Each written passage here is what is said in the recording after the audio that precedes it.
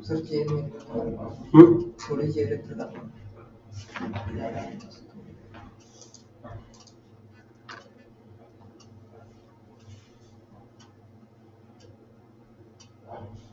Yes please.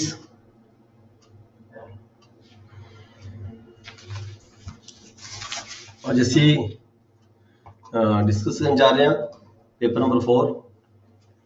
ਅੱਜ ਕਿਹੜੇ ਕਾਨੂੰਨ ਸਾਹਿਬਾਨ ਕਿਹੜੇ ਜ਼ਿਲ੍ਹੇ ਤੋਂ ਬੈਠੇ हैं जी ਆਪਾਂ डिस्कस ਕਰਾਂਗੇ ਫਿਰ पेपर क्वेश्चन पेपर।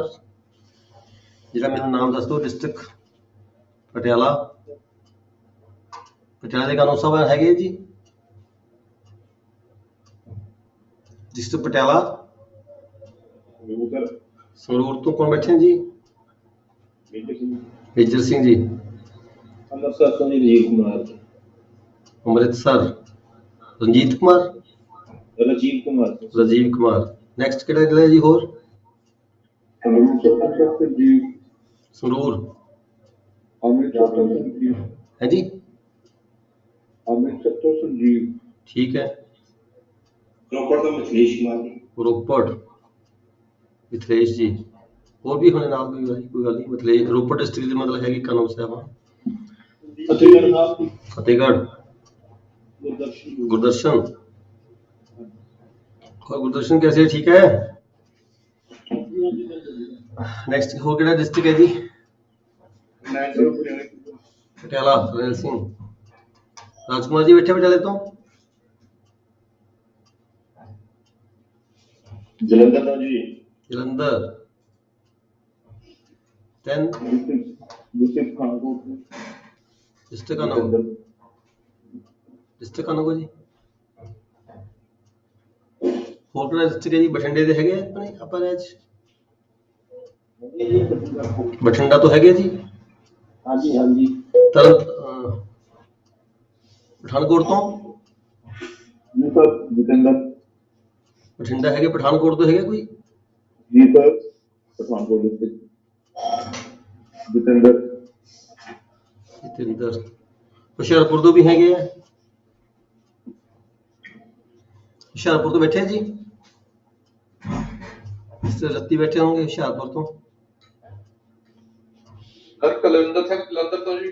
ਜਲੰਧਰ ਬਸ ਠੀਕ ਹੈ। ਡਿਸਟ੍ਰਿਕਟ ਜਲੰਧਰ ਆ ਗਿਆ। ਮੈਂ ਇਹੀ ਲਿਖਣਾ ਵੀ ਕਿਹੜੇ ਡਿਸਟ੍ਰਿਕਟ ਬੈਠੇ। ਫਿਰ ਆਪਾਂ ਇਕੱਲੇ ਡਿਸਟ੍ਰਿਕਟ ਤੋਂ ਨਾ ਕਈ ਵਾਰੀ ਕਨਫਿਊਜ਼ਨ ਹੁੰਦਾ ਕਿ ਡਿਸਟ੍ਰਿਕਟ ਨੂੰ ਮੌਕਾ ਦਿੰਦੇ ਆ ਵੀ ਤੁਸੀਂ ਦੱਸੋ ਜੀ ਕੁਐਸਚਨ ਪੇਪਰ ਕਿਹੜੇ ਸਬਜੈਕਟ ਨਾਲ ਸੰਬੰਧਿਤ ਹੈਗਾ। ਦੈਨ ਗੁਰਦਾਸਪੁਰ ਤੋਂ ਹੈਗੇ ਕਾਨੂੰਨ ਸਾਹਿਬਾਨ। Gurdaspur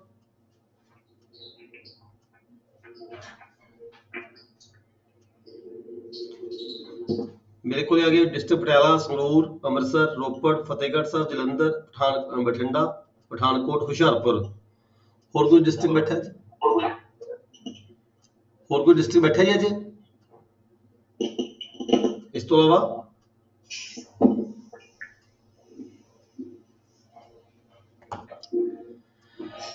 let start. लुधियाना है जी। लुधियाना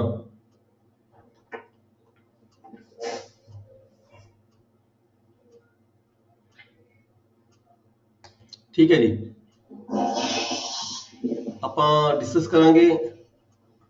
ਬਿਲਕੁਲ ਰਿਲੈਕਸ ਹੋ ਕੇ ਪੜ੍ਹਨਾ ਜੀ। ਤੁਸੀਂ ਇਦਾਂ ਸਮਝਣਾ ਵੀ ਅਸੀਂ ਮਤਲਬ ਕੁਐਸਚਨ ਪੇਪਰ ਦੇਖ ਰਹੇ ਹਾਂ ਐਗਜ਼ਾਮ 'ਚ ਬੈਠੇ। ਠੀਕ ਹੈ। ਉਹਦੇ ਅਕੋਰਡਿੰਗ ਅਸੀਂ ਡਿਸਕਸ ਕਰਾਂਗੇ। ਅੱਜ ਅਸੀਂ ਪਹਿਲਾਂ ਡਿਸਕਸ ਕਰਾਂਗੇ ਜਨਵਰੀ 2020 ਦੇ ਵਿੱਚ ਐਗਜ਼ਾਮ ਤੁਹਾਨੂੰ ਪੇਪਰ ਆਇਆ ਸੀਗਾ। Paper number 4 all the questions are compulsory. Do mention relevant provisions of law in support of their your answer।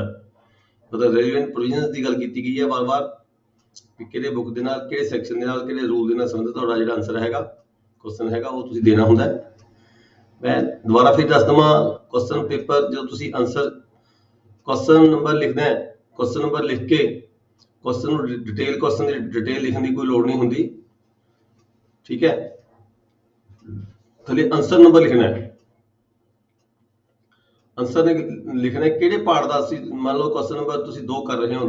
Question number 2 का किहड़ा पार्ट तुसीं कर रहे हो। 2 पार्ट कर रहे हो, सैकंड पार्ट कर रहे हो, बी पार्ट यानी कि फर्स्ट पार्ट कर रहे हो, सैकंड पार्ट कर रहे हो। ये तुहाडा आंसर दे विच डिटेल च मोटे अक्षरां 'च लिखिया होना चाहिए भी तुसीं जिहड़ा तुहाडा ये आंसर तुसीं दे रहे हो कि किहड़े क्वेश्चन दे नाल रेलीवेंट है ते किहड़े क्वेश्चन दे किहड़े पार्ट दे नाल रेलीवेंट हैगा। ठीक है।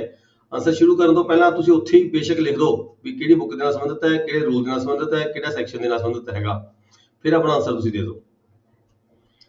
ਠੀਕ ਹੈ ਜੀ, ਤੇ ਤਾਂ ਕਿ ਐਗਜ਼ਾਮੀਨਰ ਨੂੰ ਤੁਹਾਡੇ ਪਹਿਲੀ ਲਾਈਨ ਤੋਂ ਪਤਾ ਚੱਲ ਜਾਏ ਵੀ ਤੁਸੀਂ ਕਿਹੜੀ ਬੁੱਕ ਪਹੁੰਚ ਗਏ ਤੇ ਕਿਹੜੇ ਸੈਕਸ਼ਨ 'ਚ ਪਹੁੰਚ ਗਏ, ਕਿੱਥੇ ਤੁਹਾਡਾ ਆਨਸਰ ਤੁਸੀਂ ਦੇ ਰਹੇ ਹੋਗੇ। ਰੈਲੀਵੈਂਟ ਪ੍ਰੋਵੀਜ਼ਨ ਜਿਹੜੀਆਂ ਹੈਗੀਆਂ ਲਾਅ ਦੀਆਂ ਉਹ ਤੁਸੀਂ ਸ਼ੁਰੂ ਦੇ ਵਿੱਚ ਹੀ ਦੇ ਦਿਓ, ਫਿਰ ਤੁਸੀਂ ਆਪਣਾ ਆਨਸਰ ਸਟਾਰਟ ਕਰੋ। ਠੀਕ ਹੈ ਜੀ, ਪਹਿਲਾਂ ਅਸੀਂ ਡਿਸਕਸ ਕਰਾਂਗੇ with reference to the Indian Stamp Act 1899 देखो स्टैंप एक्ट की गल करती पहले ही। क्वेश्चन नंबर 2 हैगा, पहला क्वेश्चन नंबर बाद करते हैं। पहला नंबर क्वेश्चन नंबर 2 हैगा with reference to the Indian Stamp Act 1899 describe in detail the provisions and procedures related to undervalued documents। with reference to the Indian Stamp Act 1899 देखो Indian stamp act book दस दी ਤੁਹਾਨੂੰ ਪਹਿਲਾਂ ਹੀ, examiner ने ਤੁਹਾਨੂੰ book दस दी ਵੀ ਤੁਸੀਂ ਜਿਹੜਾ question कर रहा है एग्जामिनर ਕਿਹੜੀ बुक ਦੇ ਨਾਲ ਸੰਬੰਧਿਤ ਹੈ। Indian Stamp Act 1899 describe in detail the provisions and procedure, Ki provision ਹੈ ਤੇ ਕੀ procedure ਹੈ ਕਾਹਦੇ ਲਈ, related to undervalued documents। ਜਿਹੜਾ ਕੋਈ ਡਾਕੂਮੈਂਟ ਹੈ ਅੰਡਰ ਵੈਲਿਊ ਹੁੰਦਾ ਹੈ, ਅੰਡਰ ਵੈਲਿਊ ਮਤਲਬ ਜਿਹਦੇ ਉੱਪਰ ਘੱਟ ਸਟਾਂਪ ਲੱਗੇ ਹੋਏ ਹੁੰਦੇ ਨੇ। ਠੀਕ ਹੈ, ਉਹਨੂੰ ਤੁਸੀਂ ਕਿਵੇਂ ਡੀਲ ਕਰਨਾ ਹੈ, ਉਹਦੇ ਕੀ ਪ੍ਰੋਸੀਜਰ ਨੇ। Relevant provisions and procedure, provision ਵੀ ਦੱਸੋ ਤੇ ਪ੍ਰੋਸੀਜਰ ਵੀ ਦੱਸੋ। ਪ੍ਰੋਵੀਜ਼ਨ ਕੀ ਨੇ ਤੇ ਪ੍ਰੋਸੀਜਰ ਕੀ ਹੈ, ਤੁਸੀਂ ਉਹਨੂੰ ਕਿਵੇਂ ਡੀਲ ਕਰਨਾ ਹੈ ਅੰਡਰ ਵੈਲਿਊ ਡਾਕੂਮੈਂਟ ਨੂੰ। ਤੁਹਾਡੇ ਤੁਸੀਂ ਰਜਿਸਟਰਾਰ ਹੋ, ਸਬ ਰਜਿਸਟਰਾਰ ਹੋ, ਤੁਸੀਂ ਕੋਈ ਰਜਿਸਟਰੀ ਕਰ ਰਹੇ ਹੋ, ਤੁਹਾਡੇ ਕੋਲ ਕੋਈ ਰਜਿਸਟਰੀ ਆ ਗਈ, ਉਹਦੇ ਉੱਪਰ ਘੱਟ ਸਟੈਂਪ ਲੱਗੇ ਹੋਏ ਆ, ਤੁਹਾਨੂੰ ਪਤਾ ਲੱਗਦਾ ਵੀ ਸਟੈਂਪ ਘੱਟ ਲੱਗੇ ਹੋਏ ਆ, ਫਿਰ ਤੁਸੀਂ ਉਹਨੂੰ ਕੀ ਡੀਲ ਕਰਨਾ ਹੈ, ਕਿਵੇਂ ਉਹਦਾ ਪ੍ਰੋਸੀਜਰ ਕਿਵੇਂ ਅਡਾਪਟ ਕਰਨਾ ਹੈਗਾ, ਉਹਦੇ ਲਈ ਕੀ ਤੁਸੀਂ ਕਰਨਾ ਹੈ, ਇਹ ਤੁਹਾਡੇ ਤੋਂ ਪੁੱਛਿਆ ਗਿਆ ਹੈ। Also suggest measures for more effective stamp collection, also suggest measures for more effective stamp collection। ਕਿਹੜੇ ਕਿਹੜੇ ਮੇਜਰਸ ਨੇ ਤੁਸੀਂ ਕਹੋਗੇ ਮਤਲਬ ਤੁਹਾਡੇ ਵੱਲੋਂ ਜਿਹੜੇ ਅਡਾਪਟ ਕੀਤੇ ਜਾਣੇ ਨੇ ਵੀ ਜਿਹੜੀ ਸਟੈਂਪ ਡਿਊਟੀ ਹੈਗੀ ਆ ਵੱਧ ਤੋਂ ਵੱਧ ਸਰਕਾਰ ਦੇ ਲਈ ਮਤਲਬ ਕਿ ਇਕੱਠੀ ਕੀਤੀ ਜਾਵੇ ਅਤੇ ਇੱਕ ਸਟੈਂਪ ਡਿਊਟੀ ਕਲੈਕਸ਼ਨ ਦੇ ਉਪਾਅ ਤੇ ਸੁਝਾਅ ਵੀ ਪੇਸ਼ ਕਰੋ।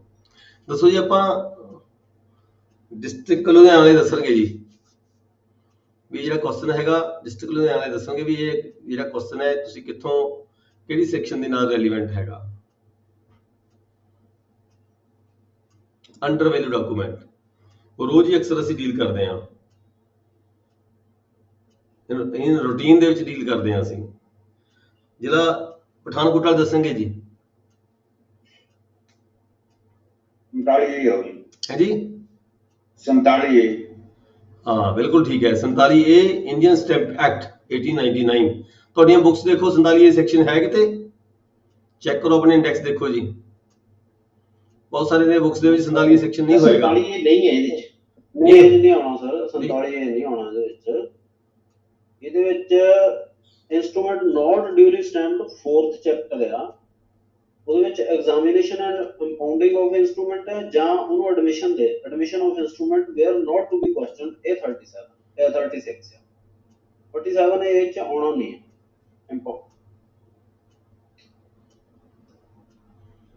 ਅੰਡਰ ਵੈਲਿਊ ਡਾਕੂਮੈਂਟ ਦੀ ਗੱਲ ਕਰਦੇ ਆਪਾਂ। Under value document instruments which are not ਡਿਊਲੀ stamp 33 ਦੇਖੋ sir please, Indian stamp act ਦਾ।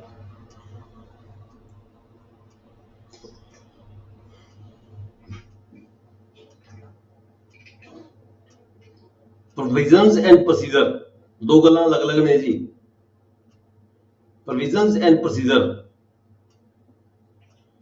33 ਤੁਹਾਡੇ ਕੋਲ ਡਾਕੂਮੈਂਟ ਪੇਸ਼ ਹੁੰਦਾ ਹੈ, ਤੁਸੀਂ ਉਸ ਨੂੰ ਇੰਪਾਊਂਡ ਕਰਨਾ ਹੁੰਦਾ ਹੈ। ਠੀਕ ਹੈ ਜੀ, 47A ਦੇ ਵਿੱਚ ਤੁਸੀਂ ਉਹਨੂੰ ਅੱਗੇ ਪ੍ਰੋਸੀਜਰ ਅਡਾਪਟ ਕਰਨਾ ਹੁੰਦਾ ਵੀ ਕਿਵੇਂ ਉਸ ਨੂੰ ਡੀਲ ਕਰਨਾ ਹੈ। ਸੰਪਰਕ ਕਲੈਕਟਰ ਨੇ ਕਰਨਾ ਸਰ, ਲੈਂਡ ਰੈਵਨਿਊ ਦੇ ਜਾਣਾ ਉਹਨੇ। ਹਾਂ ਉਹ ਤੁਹਾਡੀ ਬੁੱਕਸ ਦੇਖੋ 47A ਸੈਕਸ਼ਨ ਹੈਗਾ ਤੁਹਾਡੀ ਬੁੱਕਸ ਦੇ ਵਿੱਚ, ਨਹੀਂ ਮੇਰੇ ਖਿਆਲ ਬਹੁਤ ਸਾਰੀਆਂ ਬੁੱਕਸ 'ਚ ਨਹੀਂ ਹੋਏਗਾ। ਵੈਸੇ ਮੇਰੀ ਬੁੱਕ 'ਚ ਨਹੀਂ ਹੈ, ਬਟ ਇਹ 47A 'ਚ ਉਹਨੇ ਫਿਰ ਰੈਵਨਿਊ ਉਹਦੇ 'ਚ ਜਾਣਾ, ਲੈਂਡ ਰੈਵਨਿਊ ਵਿੱਚ। ਦੇਖੋ ਸੈਕਸ਼ਨ 33 ਦੇ ਵਿੱਚ ਕੀ ਕਰਨਾ ਹੈ, ਰੈਵਨਿਊ ਜਿਹੜਾ ਸਬ ਰਜਿਸਟਰਾਰ ਹੈਗਾ ਉਹਨੇ ਡਾਕੂਮੈਂਟ ਨੂੰ ਇੰਪਾਊਂਡ ਕਰਨਾ ਹੁੰਦਾ ਜੇ ਕੋਈ ਅੰਡਰ ਵੈਲਿਊ ਡਾਕੂਮੈਂਟ ਆ ਜਾਂਦਾ। ਠੀਕ ਹੈ, describe in detail provisions and procedures related to undervalue document also suggest measures for the more effective stamp collections. ਜਿਹੜਾ procedure ਹੈਗਾ ਹਾਂਜੀ सर 30 नहीं आऊंगा, ਹਾਂਜੀ नहीं आऊंगा सर। ਸਟੈਂਪ ਐਕਟ ਦਾ हाँ जी 30 जी।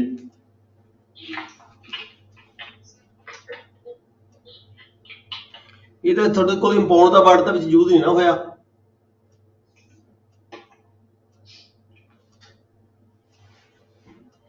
ਅੰਡਰ ਵੈਲਿਊ ਹੈ, ਇਹ ਕਲੀਅਰ ਹੈ ਵੀ ਅੰਡਰ ਵੈਲਿਊ ਡਾਕੂਮੈਂਟ ਹੈ। Under value document is under value. Santali होगा। जैसे 47 की भी यूजर कलेक्शन प्रोटेक्शन ਤੁਹਾਡੀਆਂ ਬੁੱਕਸ ਦੇਖੋ 47 ਇਹ ਹੈਗਾ ਜੀ ਕਿ ਨਹੀਂ? ਮੈਂ ਇਹ ਪੁੱਛ ਰਿਹਾ ਬਾਰ-ਬਾਰ। हैगा जी हैगा 47 ਹੈਗਾ? है जी। ਇਹ ਜਿਹੜਾ 47 ਸੈਕਸ਼ਨ ਹੈ ਇਹ ਨਵਾਂ ਇਨਸਰਟ ਹੋਇਆ ਸੀ ਅਕਤੂਬਰ ਦੇ ਵਿੱਚ, ਅਕਤੂਬਰ 1982 ਦੇ ਵਿੱਚ। ਇਹ ਪਹਿਲਾਂ 47 ਸੈਕਸ਼ਨ ਸਟੈਂਪ ਐਕਟ ਵਿੱਚ ਨਹੀਂ ਸੀ ਹੈਗਾ, ਠੀਕ ਹੈ।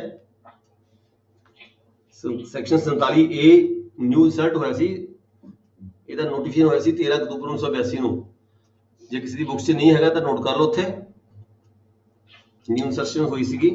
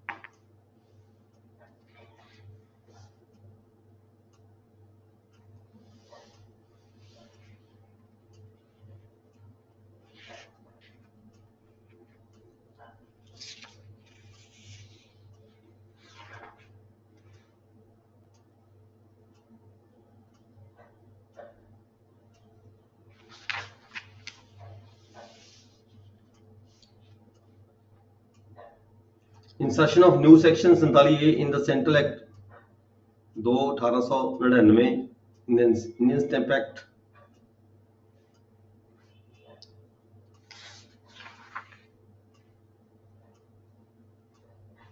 ਇਹਦਾ ਪ੍ਰੋਸੀਜਰ ਕੀ ਹੈ ਜੀ? ਇਹਨੂੰ ਪ੍ਰੋਸੀਜਰ ਇਦਾਂ ਹੁੰਦਾ ਹੈ, ਜਦੋਂ ਸੈਕਸ਼ਨ 33 ਦੇ ਵਿੱਚ ਤੁਹਾਡੇ ਕੋਲੇ ਕੋਈ ਡਾਕੂਮੈਂਟ ਪੇਸ਼ ਹੁੰਦਾ ਹੈ, ਤੁਸੀਂ ਉਹਨੂੰ ਇੰਪਾਊਂਡ ਕਰਕੇ ਕਲੈਕਟਰ ਕੋਲੇ ਭੇਜ ਦਿੰਦੇ ਹੋ, ਠੀਕ ਹੈ। ਫਿਰ 47 ਦੀ ਕਾਰਵਾਈ ਚੱਲਦੀ ਹੈ। 47 ਦੀ ਕਾਰਵਾਈ ਕਿਹਨੇ ਚਲਾਣੀ ਹੁੰਦੀ ਹੈ? 47 ਦੀ ਕਾਰਵਾਈ ਚਲਾਣੀ ਹੁੰਦੀ ਹੈ ਕਲੈਕਟਰ ਨੇ। ਕਲੈਕਟਰ ਦੀਆਂ ਪਾਵਰਸ ਆਮ ਤੌਰ ਤੇ ਸਾਰੇ ਡਿਸਟ੍ਰਿਕਟਾਂ ਦੇ ਵਿੱਚ ਏਡੀਸੀ ਕੋਲੇ ਹੈਗੀਆਂ ਨੇ।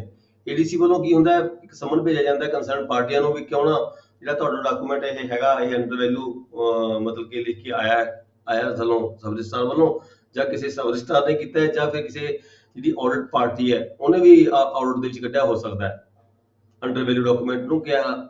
ਪਰ ਇਹ ਮਤਲਬ ਨਹੀਂ ਹੁੰਦਾ ਵੀ ਜੇ ਸਬ ਰਜਿਸਟਰਾਰ ਨੇ ਕਹਿਤਾ ਜਾਂ ਕਿਸੇ ਆਡਿਟ ਪਾਰਟੀ ਨੇ ਕਹਿਤਾ ਵੀ ਇਹ ਡਾਕੂਮੈਂਟ ਅੰਡਰ ਵੈਲਿਊ ਹੈਗਾ ਤਾਂ ਉਹ ਡਿਸਾਈਡ ਹੋ ਗਿਆ। ਨਹੀਂ, ਡਿਸਾਈਡ ਕਰਨ ਦੀਆਂ ਪਾਵਰਾਂ ਜਿਹੜੀਆਂ 47A ਦੇ ਵਿੱਚ ਕਲੈਕਟਰ ਕੋਲੇ ਹੈਗੀਆਂ ਨੇ, with the powers of ADC ਕੋਲੇ, with the powers of collector. ADC ਵੱਲੋਂ ਡਿਸਾਈਡ ਕੀਤਾ ਜਾਂਦਾ ਵੀ ਇਹ ਡਾਕੂਮੈਂਟ ਅੰਡਰ ਵੈਲਿਊ ਹੈਗਾ ਜਾਂ ਨਹੀਂ ਹੈਗਾ। ਇਹ ਹੈਗਾ ਪ੍ਰੋਸੀਜਰ ਇਹਦਾ, ਇਹ ਹੈਗਾ 47A ਦੇ ਵਿੱਚ। ਪ੍ਰੋਵੀਜ਼ਨਸ ਕਿਹੜੀਆਂ ਨੇ? 33 ਸੈਕਸ਼ਨ 'ਚ ਹੈਗੀਆਂ ਨੇ। ਜਿੱਥੇ ਕੋਈ ਡਾਕੂਮੈਂਟ ਪੇਸ਼ ਹੁੰਦਾ ਹੈ ਤਾਂ ਉਸ ਡਾਕੂਮੈਂਟ ਨੂੰ ਜਿਹੜਾ ਸਬ ਰਜਿਸਟਰਾਰ ਹੈਗਾ ਇੰਪਾਊਂਡ ਕਰਕੇ ਉਹਦੀ ਰਜਿਸਟਰੀ ਕਰ ਦੇਗਾ, ਰਜਿਸਟਰੀ ਨੂੰ ਮੋੜੇਗਾ, ਨਹੀਂ ਡਿਨਾਈ ਨਹੀਂ ਕਰੇਗਾ। ਜੇ ਕੋਈ ਸਬ ਰਜਿਸਟਰਾਰ ਨੂੰ ਲੱਗਦਾ ਵੀ ਇਹ ਡਾਕੂਮੈਂਟ ਰਜਿਸਟਰੀ ਪੇਸ਼ ਹੋਈ ਹੈ ਮੇਰੇ, ਪਰ ਇਹਦੇ ਵਿੱਚ ਇੱਕ ਵਾਰੀ ਪਾਰਟੀ ਨੂੰ ਕਹਿ ਸਕਦੇ ਹਾਂ ਅਸੀਂ ਵੀ ਇਹ ਡਾਕੂਮੈਂਟ ਤੁਹਾਡਾ ਜਿਹੜੀ ਰਜਿਸਟਰੀ ਹੈਗੀ ਹੈ, ਡਾਕੂਮੈਂਟ ਤੁਹਾਡਾ ਹੈਗਾ, ਇਹਦੇ ਤੇ ਸਟੈਂਪ ਘੱਟ ਲੱਗੇ ਨੇ, ਤੁਸੀਂ ਸਟੈਂਪ ਪੂਰੇ ਕਰ ਲਓ। ਪਰ ਜੇਕਰ ਪਾਰਟੀ ਇਨਸਿਸਟ ਕਰਦੀ ਹੈ ਵੀ ਨਹੀਂ ਮੇਰੇ ਡਾਕੂਮੈਂਟ ਪੂਰੇ ਹੈਗੇ ਆ, ਤੁਸੀਂ ਰਜਿਸਟਰੀ ਕਰੋ, ਠੀਕ ਹੈ, then we have to register the document. Document ਨੂੰ ਰਜਿਸਟਰ ਕਰਕੇ ਜੇ ਅਸੀਂ ਸੈਟੀਸਫਾਈ ਹੈਗੇ ਆ ਵੀ ਇਹ ਤੇ ਡਾਕੂਮੈਂਟ ਦੇ ਜਿਹੜੇ ਸਟੈਂਪ ਘੱਟ ਲੱਗੇ ਹੋਏ ਨੇ, ਤਾਂ ਸੈਕਸ਼ਨ 33 ਦੇ ਤਹਿਤ ਅਸੀਂ ਕੀ ਕਰਾਂਗੇ, ਉਸ ਡਾਕੂਮੈਂਟ ਨੂੰ ਇੰਪਾਊਂਡ ਕਰਕੇ ਕਲੈਕਟਰ ਕੋਲੇ ਭੇਜ ਦਿੰਦੇ ਆ, ਠੀਕ ਹੈ। ਫਿਰ ਕਲੈਕਟਰ ਨੇ ਜਿਹੜਾ ਹੈਗਾ ਫਿਰ ਇਸ ਨੂੰ ਡੀਲ ਕਰ ਰਿਹਾ ਸੈਕਸ਼ਨ 47A ਦੇ ਵਿੱਚ। ਪਾਰਟੀਆਂ ਨੂੰ ਨੋਟਿਸ ਭੇਜਿਆ ਜਾਏਗਾ, ਕੰਸਰਨ ਪਾਰਟੀਆਂ ਜਿਹਨਾਂ ਦਾ ਡਾਕੂਮੈਂਟ ਹੁੰਦਾ ਪਾਰਟੀ ਨੂੰ ਸੁਣਿਆ ਜਾਏਗਾ, ਜਵਾਬ ਦਵਾ ਲਿਆ ਜਾਏਗਾ, ਉਹਨਾਂ ਤੋਂ ਰਿਪਲਾਈ ਲਿਆ ਜਾਏਗਾ ਵੀ ਇਦਾਂ ਕਰਕੇ ਜਿਹੜੀ ਇਹ ਆਬਜੈਕਸ਼ਨ ਲੱਗਿਆ ਹੈਗਾ ਜਾਂ ਸਬ ਰਜਿਸਟਰਾਰ ਨੇ ਆਬਜੈਕਸ਼ਨ ਲਾਇਆ ਵੀ ਤੁਹਾਡਾ ਡਾਕੂਮੈਂਟ ਦੇ ਉੱਪਰ ਸਟੈਂਪ ਘੱਟ ਲੱਗੇ ਹੋਏ ਨੇ, ਕਿਉਂ ਘੱਟ ਲੱਗੇ ਹੋਏ ਨੇ, ਕੀ ਕਾਰਨ ਹੈ, ਕੀ ਤੁਸੀਂ ਚਾਹੀ ਜ਼ਮੀਨ ਨੂੰ ਗੈਰ ਮੁਮਕਨ ਜ਼ਮੀਨ ਨੂੰ ਚਾਹੀ ਦਰਸਾ ਕੇ ਰਜਿਸਟਰੀ ਕਰਵਾਈ ਹੈ, ਜਾਂ ਰੀਜ਼ਨ ਕੀ ਹੈਗਾ, ਜੋ ਵੀ ਹੈਗਾ, ਜਾਂ ਆਰਡਰ ਪਾਰਟੀ ਨੇ ਕੀ ਆਬਜੈਕਸ਼ਨ ਲਾਇਆ, ਕੀ ਇਤਰਾਜ਼ ਲਗਾਏ ਨੇ, ਕਿਸ ਬੇਸ ਤੇ ਆਰਡਰ ਪਾਰਟੀ ਨੇ ਕਿਹਾ ਵੀ ਤੁਹਾਡੇ ਡਾਕੂਮੈਂਟ ਉੱਪਰ ਸਟੈਂਪ ਘੱਟ ਲੱਗੇ ਹੋਏ ਹੈਗੇ, ਠੀਕ ਹੈ। ਜਾਂ ਉਹ ਵੀ ਕਾਰਨ ਹੋ ਸਕਦਾ ਹੈ, ਦੋਹੇ ਕਾਰਨ ਹੋ ਸਕਦੇ ਨੇ। ਕਿਸੇ ਆਰਟ ਪਾਰਟੀ ਵੱਲੋਂ ਵੀ ਅੰਡਰ ਡਾਕੂਮੈਂਟ ਉਹਨੂੰ ਕਿਹਾ ਜਾ ਸਕਦਾ ਹੈ ਜਾਂ ਸਬ ਰਜਿਸਟਰਾਰ ਵੱਲੋਂ ਵੀ ਕਿਹਾ ਜਾ ਸਕਦਾ ਹੈ। ਠੀਕ ਹੈ, ਉਸ ਤੋਂ ਬਾਅਦ ਜਦੋਂ ਸਬ ਰਜਿਸਟਰਾਰ ਕੋਲ ਕਲੈਕਟਰ ਕੋਲ ਆ ਗਿਆ, ਦੂਜੀ ਪਾਰਟੀ ਨੂੰ ਨੋਟਿਸ ਭੇਜਿਆ ਜਾਂਦਾ ਹੈ, ਨੋਟਿਸ ਭੇਜ ਕੇ ਉਹਦੀ ਰਿਪਲਾਈ ਲਈ ਜਾਂਦੀ ਹੈ, ਰਿਪਲਾਈ ਲੈ ਕੇ ਫਿਰ ਉਹ ਡਿਸਾਈਡ ਕੀਤਾ ਜਾਂਦਾ ਹੈ ਕਲੈਕਟਰ ਵੱਲੋਂ ਵੀ ਇਹ ਜਿਹੜਾ ਡਾਕੂਮੈਂਟ ਹੈ ਇਹ ਅੰਡਰ ਵੈਲਿਊ ਹੈਗਾ ਜਾਂ ਨਹੀਂ ਹੈਗਾ। ਜੇ ਅੰਡਰ ਵੈਲਿਊ ਹੈਗਾ, ਠੀਕ ਹੈ, ਤਾਂ ਉਹਦੇ ਉੱਪਰ ਡਿਕਲੇਅਰ ਕਰ ਦਿੱਤਾ ਜਾਂਦਾ ਵੀ ਤੁਹਾਡੇ ਤੇ ਇੰਨੇ ਜਿਹੜੇ ਸਟੈਂਪ ਡਿਊਟੀ ਬਣਦੀ ਹੈਗੀ ਇਹ ਤੁਸੀਂ ਜਮ੍ਹਾਂ ਕਰਵਾਓਗੇ। ਠੀਕ ਹੈ, ਜੇ ਡਾਕੂਮੈਂਟ ਪੂਰਾ ਸਬ ਰਜਿਸਟਰਾਰ ਹੈਗੀ ਹੈ, ਸਬ ਰਜਿਸਟਰਾਰ ਰਜਿਸਟਰਾਰ ਨੂੰ ਭੇਜਦੇ ਹੈ, ਬੀਇੰਗ ਰਜਿਸਟਰਾਰ ਭੇਜਦੇ ਜਾਂ ਬੀਇੰਗ ਕਲੈਕਟਰ ਭੇਜਦੇ? ਇਹ ਬੀਇੰਗ ਕਲੈਕਟਰ ਜਾਂਦਾ ਹੈ, ਬੀਇੰਗ ਕਲੈਕਟਰ, ਇਹ ਬੀਇੰਗ ਕਲੈਕਟਰ ਜਾਂਦਾ ਹੈ, ਰਜਿਸਟਰਾਰ ਨਹੀਂ ਜਾਂਦਾ। ਜੀ ਹਾਂ, ਇਹ ਬੀਇੰਗ ਕਲੈਕਟਰ ਜਾਂਦਾ। ਠੀਕ ਹੈ ਜੀ, ਇੰਨੀ ਕੁਐਸਚਨ ਹੈਗਾ ਤੁਹਾਡਾ। ਇੱਕ ਸੈਕਿੰਡ ਸਰ, ਇਹ ਬਹੁਤ ਵਧੀਆ ਅੱਜ ਡਿਸਕਸ਼ਨ ਥੋੜੀ ਹੋਈ 10 ਮਿੰਟ। ਇਹਦਾ ਮਤਲਬ ਇਹ ਹੈ ਵੀ ਜਿਸ ਵੇਲੇ ਸਬ ਰਜਿਸਟਰਾਰ ਆਪਣੇ ਕੋਲ ਕਾਰਵਾਈ ਕਰੂਗਾ ਇੰਪਾਊਂਡਿੰਗ ਦੀ, ਉਹ 33 ਇੰਡੀਅਨ ਸਟੈਂਪ ਐਕਟ ਦੇ ਤਹਿਤ ਕਰੂਗਾ। ਜਿਹੜੀ 33 ਤੋਂ ਬਾਅਦ ਕਾਰਵਾਈ ਸ਼ੁਰੂ ਹੋਣੀ ਆ ਕਲੈਕਟਰ ਕੋਲ ਜਾਣ ਦੀ, ਉਹ ਇੰਡੀਅਨ ਰਜਿਸਟ੍ਰੇਸ਼ਨ ਉਹ ਹੈਗਾ 47 ਹੈ। ਠੀਕ ਹੈ ਸਰ? ਹਾਂ, ਇੰਪਾਊਂਡਿੰਗ ਕਰਨੇ 33 ਦੇ ਵਿੱਚ। ਸਬ ਰਜਿਸਟਰਾਰ ਨੇ ਡਾਕੂਮੈਂਟ ਨੂੰ ਕਾਰਵਾਈ ਕਲੈਕਟਰ ਤੱਕ ਜਾਊਗੀ 47 ਹੈ। ਸਬ ਰਜਿਸਟਰਾਰ ਨੇ ਇੰਪਾਊਂਡ ਕਰਨਾ 33 ਸੈਕਸ਼ਨ ਦੇ ਵਿੱਚ। ਸਬ ਰਜਿਸਟਰਾਰ ਕੋਲ ਪਾਵਰਸ ਹੈਗੀਆਂ ਨੇ ਸੈਕਸ਼ਨ 33 ਦੇ ਵਿੱਚ ਵੀ ਉਹ ਜੇ ਅੰਡਰ ਵੈਲਿਊ ਡਾਕੂਮੈਂਟ ਹੈਗਾ ਤਾਂ ਉਸ ਨੂੰ ਇੰਪਾਊਂਡ ਕਰ ਦੇਵੇ। ਇੰਪਾਊਂਡ ਕਰਕੇ ਵੀ ਉਸ ਨੂੰ ਆਪਣੀ ਰਿਪੋਰਟ ਬਣਾ ਕੇ ਭੇਜੇਗਾ ਕਲੈਕਟਰ ਕੋਲੇ। ਕਲੈਕਟਰ ਨੇ ਫਿਰ 47A 'ਚ ਕਾਰਵਾਈ ਕਰਨੀ ਹੈ। ਠੀਕ ਸਰ, ਅਸੀਂ ਦੋਹੇ ਸੈਕਸ਼ਨ ਲਿਖਾਂਗੇ ਇੱਥੇ, 33 ਵੀ ਲਿਖਾਂਗੇ, 47A ਵੀ ਲਿਖਾਂਗੇ। नेक्स्ट क्वेश्चन है जी, who is the chief revenue controlling authority? Who is the chief revenue controlling authority? What powers does he exercise under the Stamp Act mention provisions of the law? IGR, हाँ जी, IGR, IGR। देखो, chief revenue controlling authority, ठीक है जी, ਕਿਹੜਾ section ਹੈ ਜੀ, ਕਿਹੜੇ book ਦਾ question ਹੈ ਇਹ?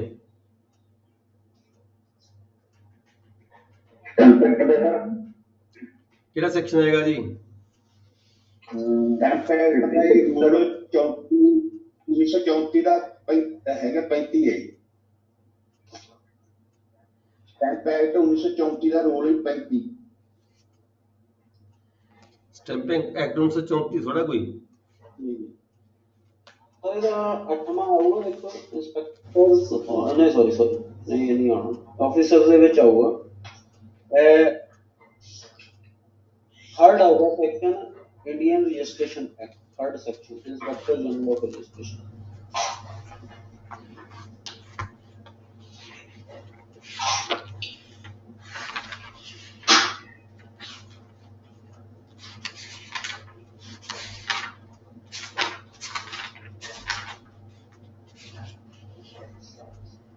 ਜਦ ਸਾਡੀ ਸਟੈਂਪ ਐਕਟ ਦੇ ਰੂਲ 1934 ਜਿਹੜੇ ਹੈਗੇ ਨੇ ਜੀ, ਉਹਦਾ 35 ਨੰਬਰ ਹੈ ਜੀ, ਇਹਦੇ ਵਿੱਚ ਹੀ ਹੈ।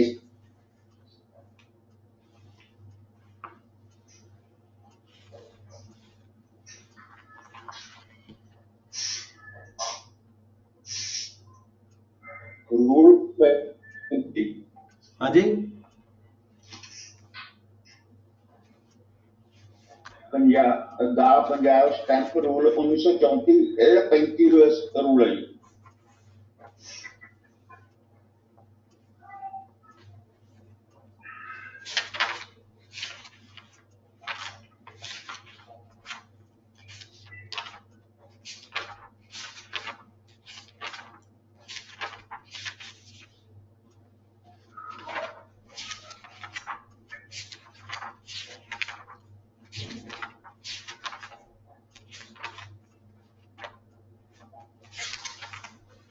स्टैंप एक्ट का 56 जी, 56 देखो जरा, स्टैंप एक्ट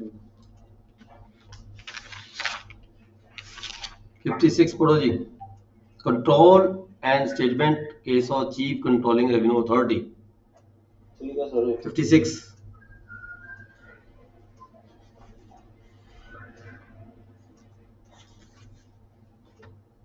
ठीक है, ਰਿਲੇਟਡ ਹੈ ਡੀਐਲਆਰ ਹੈ, ਇਹਦੇ ਤੋਂ ਪਾਵਰ ਕਿੰਨੀ ਹੈ? ਹਾਂਜੀ, ਸਭ ਕੋਲ ਇਹ ਪਾਵਰ ਡੀਐਲਆਰ ਕੋਲੇ ਹੁੰਦੀਆਂ ਜੀ, ਚੀਫ ਰੈਵਨਿਊ ਕੰਟਰੋਲਿੰਗ ਅਥਾਰਟੀ।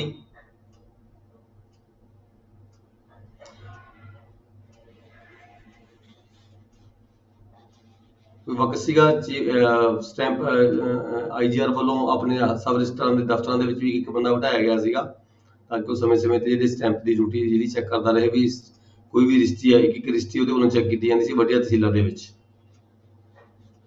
ਆਈਜੀਆਰ ਕੋਲ ਪਾਵਰ ਹੈ ਆਪਣੇ ਵੀ ਉਹ ਅਥੋਰਾਈਜ਼ ਕਰਕੇ ਪਰਸਨ ਨੂੰ ਭੇਜ ਸਕਦਾ ਸਬ ਰਜਿਸਟਰਾਂ ਦੇ ਦਫ਼ਤਰਾਂ 'ਚ ਲਗਾ ਸਕਦਾ ਹੈਗਾ। ਜਿਹੜੇ ਸਰ ਫਿਰ ਥਰਡ ਦੇ ਵਿੱਚ ਆਊਗੀ ਰਜਿਸਟ੍ਰੇਸ਼ਨ ਐਕਟ ਦੇ ਵਿੱਚ ਉਹ ਇੰਸਪੈਕਟਰ ਜਨਰਲ ਆਫ ਰਜਿਸਟ੍ਰੇਸ਼ਨ ਹੋਊਗੀ ਜਿਹੜੀ ਇਹਦੇ ਵਿੱਚ ਚੀਫ ਕੰਟਰੋਲਿੰਗ ਰੈਵਨਿਊ ਅਥਾਰਟੀ ਆ। ਹਾਂਜੀ। ਸਟੈਂਪ ਐਕਟ ਦੇ ਕਿਸੇ ਠੀਕ ਹੈ ਸਰ, ਥੈਂਕ ਯੂ। नेक्स्ट चलते हैं जी, what is the procedure for refund of stamp and who is the competent authority. ਤੇ ਸਰ ਜਿਹੜੀ ਇਹਨੇ 1934 ਵਾਲੀ ਕਨਵਰ ਸਾਹਿਬ ਨੇ ਦੱਸੀ ਉਹ ਵੀ ਦੇਖ ਲਓ ਵੀ ਕੀ ਚੀਜ਼ ਹੈ।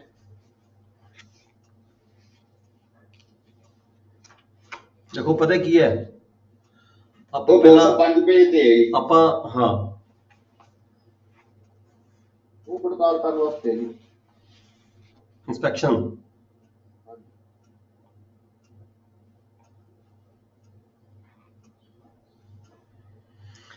देखो पता की है ਆਪਣੇ ਕੋਲੇ ਇੱਕ ਐਕਟ ਹੈ ਇੱਕ ਰੂਲਸ ਹੈਗੇ ਆ ਐਕਟ ਨੂੰ ਹੀ ਪ੍ਰੋਪਰ ਤਰੀਕੇ ਨਾਲ ਇੰਪਲੀਮੈਂਟ ਕਰਨ ਲਈ ਰੂਲ ਬਣਾਏ ਗਏ ਨੇ।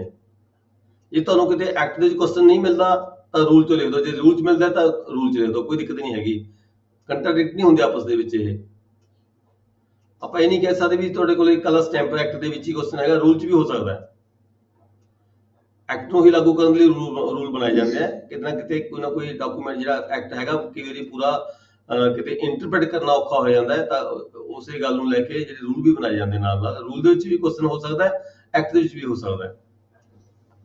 सर क्वेश्चन ਜਿਹੜਾ ਪੇਪਰ ਜਿਹੜਾ ਹੈ 20 ਦਾ ਵਾਲਾ ਜਿਹੜਾ ਹੈ ਮੇਰੇ ਪਾਸ ਨਹੀਂ ਹੈ, क्या पॉसिबल हो सकता? ਆਪਾਂ ਇਹਦੇ ਵਿੱਚ ਪਾਇਆ ਤਾਂ ਹੋਇਆ ਇਹ ਤੁਹਾਡੇ ਇਹਦੇ ਵਿੱਚ ਸਾਰੇ सर 20 question ਦਾ paper। ਨਹੀਂ ਹੈ ਇਹਦੇ ਵਿੱਚ। सर 20 ਦਾ ਨਹੀਂ ਹੈਗਾ ਸਰ, ਜੇ ਕੋਈ ਗੱਲ ਨਹੀਂ, ਇਹ ਵੀ ਤੁਹਾਨੂੰ ਦੇ ਦਾਂਗੇ, ਸਪਲਾਈ ਕਰ ਦਾਂਗੇ ਤੁਹਾਨੂੰ, ਪਾ ਦਾਂਗੇ। ਸਕਰੀਨ ਤੇ ਇਸ ਨੂੰ ਪੋਸੀਬਲ ਹੋ ਸਕਦਾ? ਹੈ ਹਾਂ ਪਾ ਦਾਂਗੇ, ਕੋਈ ਗੱਲ ਨਹੀਂ, ਹੋ ਜਾਏਗਾ। ਨਹੀਂ ਹੁਣ ਇਸ ਟਾਈਮ ਇਸ ਟਾਈਮ ਤਾਂ ਯਾਰ ਫਿਰ ਆਪਣਾ ਸਿਸਟਮ ਸਾਰਾ ਕਲੋਜ਼ ਹੋ ਜਾਏਗਾ। ਤੁਸੀਂ ਹੁਣ ਕੁਐਸਚਨ ਮੈਂ ਬੋਲ ਰਿਹਾ, ਤੁਸੀਂ ਕੁਐਸਚਨ ਦਾ ਨੰਬਰ ਆਨਸਰ ਲਿਖੀ ਜਾਓ, ਕੁਐਸਚਨ ਨੰਬਰ ਪਾ ਲਿਆ ਕਰੋ, ਲਿਖਣ ਦੀ ਲੋੜ ਨਹੀਂ ਕੁਝ ਵੀ, ਥੱਲੇ ਆਨਸਰ ਨੰਬਰ ਪਾ ਲਓ, ਆਨਸਰ ਪਾ ਕੇ ਆਪ ਤਾਂ ਤੁਸੀਂ ਸੈਕਸ਼ਨ ਲਿਖੀ ਜਾਓ ਨਾਲ ਨਾਲ। ਠੀਕ ਹੈ ਸਰ, ਇਸ ਤੋਂ ਬਾਅਦ ਪਾ ਦਿਓ। हाँ बस पा ਦਾਂਗੇ।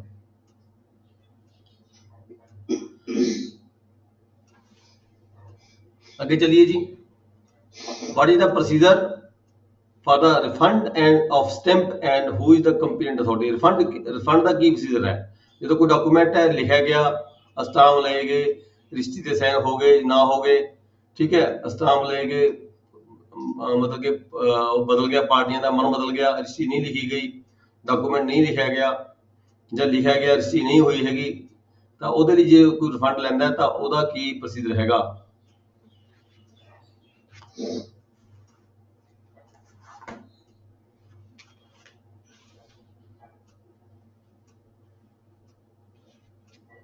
ਦੱਸੋ ਜੀ, ਕਿੱਥੇ ਪੜਾਂਗੇ ਤੁਸੀਂ ਇਹ ਰਿਫੰਡ?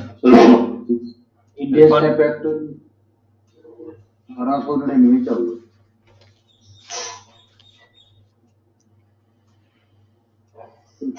45 ਸੀ 45 ਤੇ ਹੋਊਗਾ ਜੀ 45।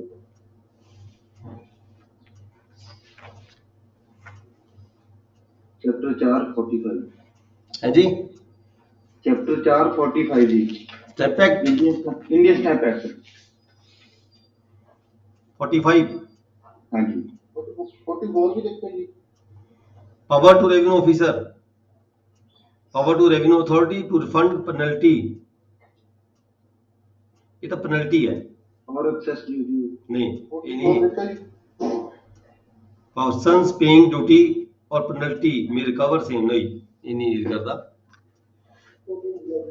रूल 12 देखो जी, रूल 12 देखो की है। रूल 13 हो गई।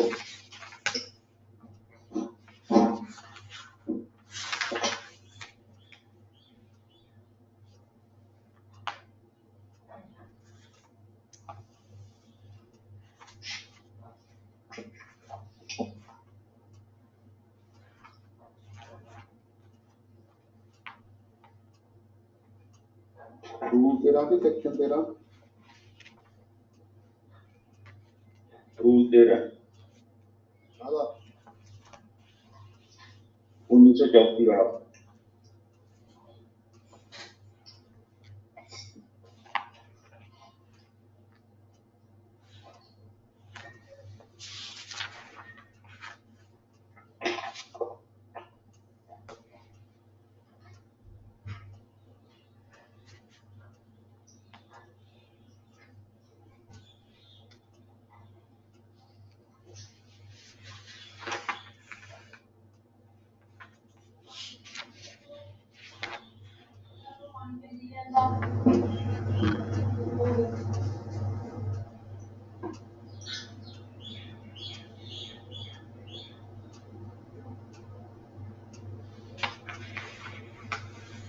ਇਹ ਰੂਲਾਂ 'ਚ ਵੀ ਹੈਗੇ ਨੇ, ਐਕਟਾਂ 'ਚ ਵੀ ਹੈਗੇ ਨੇ, ਇੱਥੇ ਥੋੜਾ ਜਿਹਾ ਤੁਹਾਨੂੰ ਕਨਫਿਊਜ਼ਨ ਹੋ ਜਾਂਦੀ ਹੈ। ਉਹ 54 ਚ ਆਉਣਾ ਸਰ, ਹਾਂਜੀ 54 ਚ ਆਉਣਾ।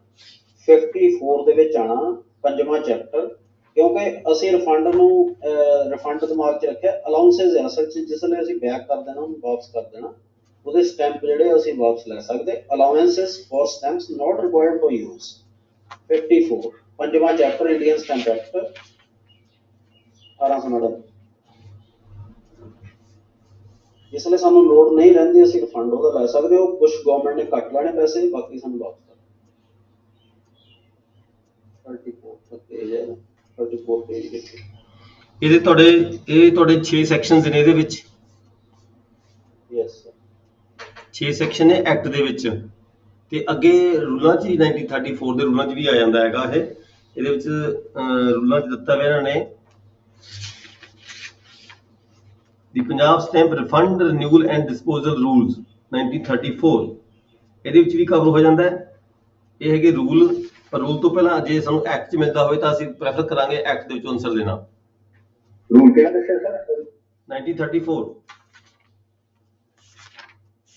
ਇਹ ਹੈਗੇ ਨੇ ਦੀ Punjab stamp refund renewal and disposal rules 1934।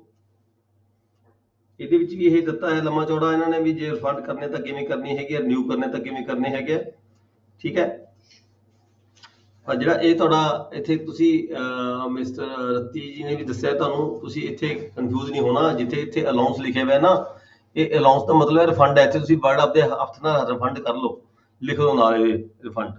ਜਿਹੜਾ ਚੈਪਟਰ 5 ਹੈਗਾ ਨਾ ਤੁਹਾਡਾ, ਇਹ ਸਾਰਾ ਰਿਫੰਡ ਦਾ ਹੀ ਹੈਗਾ। ਜੇ ਸਟੈਂਪ ਡਿਊਟੀ ਹੈਗੀ ਹੈ ਤਾਂ ਉਹਨੂੰ ਰਿਫੰਡ ਤੁਸੀਂ ਲੈਣਾ ਕਿਵੇਂ ਹੈ। ਇੱਥੇ ਨੇ ਅਲਾਉਂਸ ਵਰਡ ਯੂਜ਼ ਕੀਤਾ ਗਿਆ। ਕਈ ਵਾਰੀ ਸਾਡੇ ਬੰਦੇ ਕਈ ਵਾਰੀ ਉਲਝ ਜਾਂਦੇ ਨੇ ਵੀ ਤਾਂ ਅਲਾਉਂਸ ਦਾ ਮਤਲਬ ਕੋਈ ਹੋਰ ਹੈ। ਅਲਾਉਂਸ ਦਾ ਮਤਲਬ ਰਿਫੰਡ ਲੈਣਾ, ਪੇਮੈਂਟ ਵਾਪਸ ਲੈਣੀ। ਅਲਾਉਂਸ ਲੈਣਾ ਯਾਨੀ ਕਿ ਸਰਕਾਰ ਤੋਂ ਵਾਪਸ ਲੈਣਾ। ਅਲਾਉਂਸ ਲੈਣਾ ਸਰਕਾਰ ਤੋਂ। ਕਾਹਦਾ ਅਲਾਉਂਸ ਲੈਣਾ? ਤੁਹਾਡੇ ਜਿਹੜੇ ਸਟੈਂਪ ਤੁਸੀਂ ਖਰੀਦੇ ਹੋਏ ਉਹਨਾਂ ਦਾ ਅਲਾਉਂਸ ਲੈਣਾ।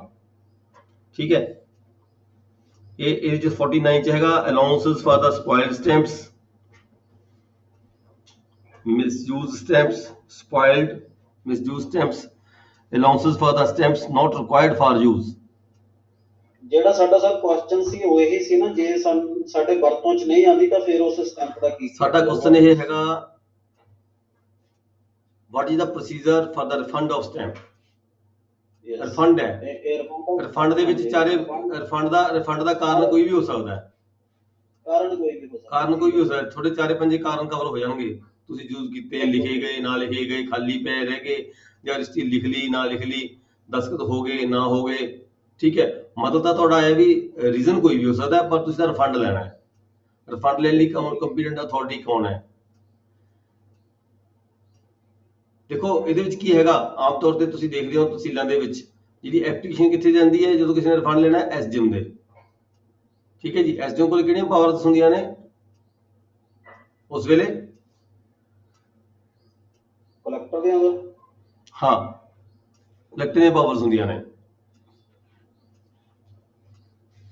ਫਿਰ ਐਸਡੀਐਮ ਕੀ ਕਰਦੇ ਆ? ਉਹ ਲੈਟਰ ਭੇਜ, ਉਹ ਜਿਹੜੀ ਐਪਲੀਕੇਸ਼ਨ ਹੁੰਦੀ ਹੈ ਉਹਦੀ ਕਾਪੀ ਭੇਜਦੇ ਆ। ਇੱਕ ਸਾਡੇ ਕੋਲ ਭੇਜਦੇ ਆ, ਇੱਕ ਕੰਸਰਨਡ ਪਰਸਨ ਜਿੱਥੋਂ ਸਟੈਂਪ ਡਿਊਟੀ ਖਰੀਦੀ ਹੁੰਦੀ ਹੈ ਅਗਲੇ ਕੋਲੋਂ। ਠੀਕ ਹੈ। ਵੀ ਇਹ ਜਿਹੜੇ ਡਾਕੂਮੈਂਟ ਹੈਗੇ ਆ ਯੂਜ਼ ਹੋਏ ਜਾਂ ਨਹੀਂ ਹੋਏ ਕਿਸੇ ਵੀ ਤਰੀਕੇ ਦੇ ਨਾਲ, ਸਾਡੀ ਸਬ ਰਜਿਸਟਰਾਰ ਦੀ ਰਿਪੋਰਟ ਵੀ ਜਾਂਦੀ ਹੈ, ਤੇ ਡਾਕੂਮੈਂਟ ਜਿਹੜਾ ਜਿਸ ਬੰਦੇ ਵੱਲੋਂ ਇਹ ਸਟੈਂਪ ਜਾਰੀ ਕੀਤੇ ਗਏ ਹੁੰਦੇ ਆ ਉਹ ਤੋਂ ਵੀ ਰਿਪੋਰਟ ਲਈ ਜਾਂਦੀ ਹੈ। ਉਹਦੇ ਮੁਤਾਬਕ ਫਿਰ ਉਹਦੇ ਉੱਤੇ ਆਰਡਰ ਪਾਸ ਕੀਤਾ ਜਾਂਦਾ ਹੈ ਸਟੈਂਪ ਵਾਪਸ ਕਰਨ ਦਾ। ਉਹਦੇ ਤੇ ਕਿੰਨੀ ਪਰਸੈਂਟੇਜ ਲੱਗਦੀ ਹੈ ਉਹ ਅਲੱਗ-ਅਲੱਗ ਹੈਗਾ।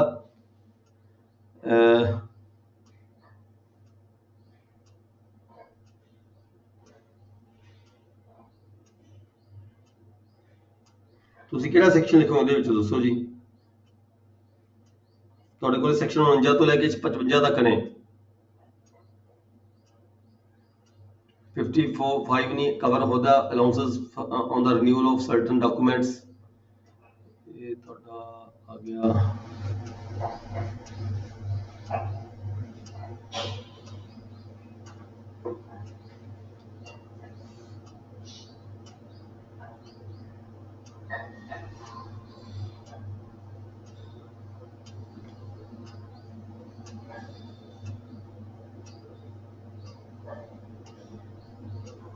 ਸੈਕਸ਼ਨ ਤਾਂ ਸਰ ਸਾਰੇ ਇਹਦਾ ਰੈਫਰੈਂਸ ਦੇਣਾ ਪਊਗਾ ਸਾਨੂੰ ਇੰਡੀਅਨ ਸਟੈਂਪ ਐਕਟ ਦਾ ਵੀ ਇਹਦੇ ਵਿੱਚ ਅਸੀਂ ਰਿਫੰਡ ਲੈ ਸਕਦੇ ਹਾਂ।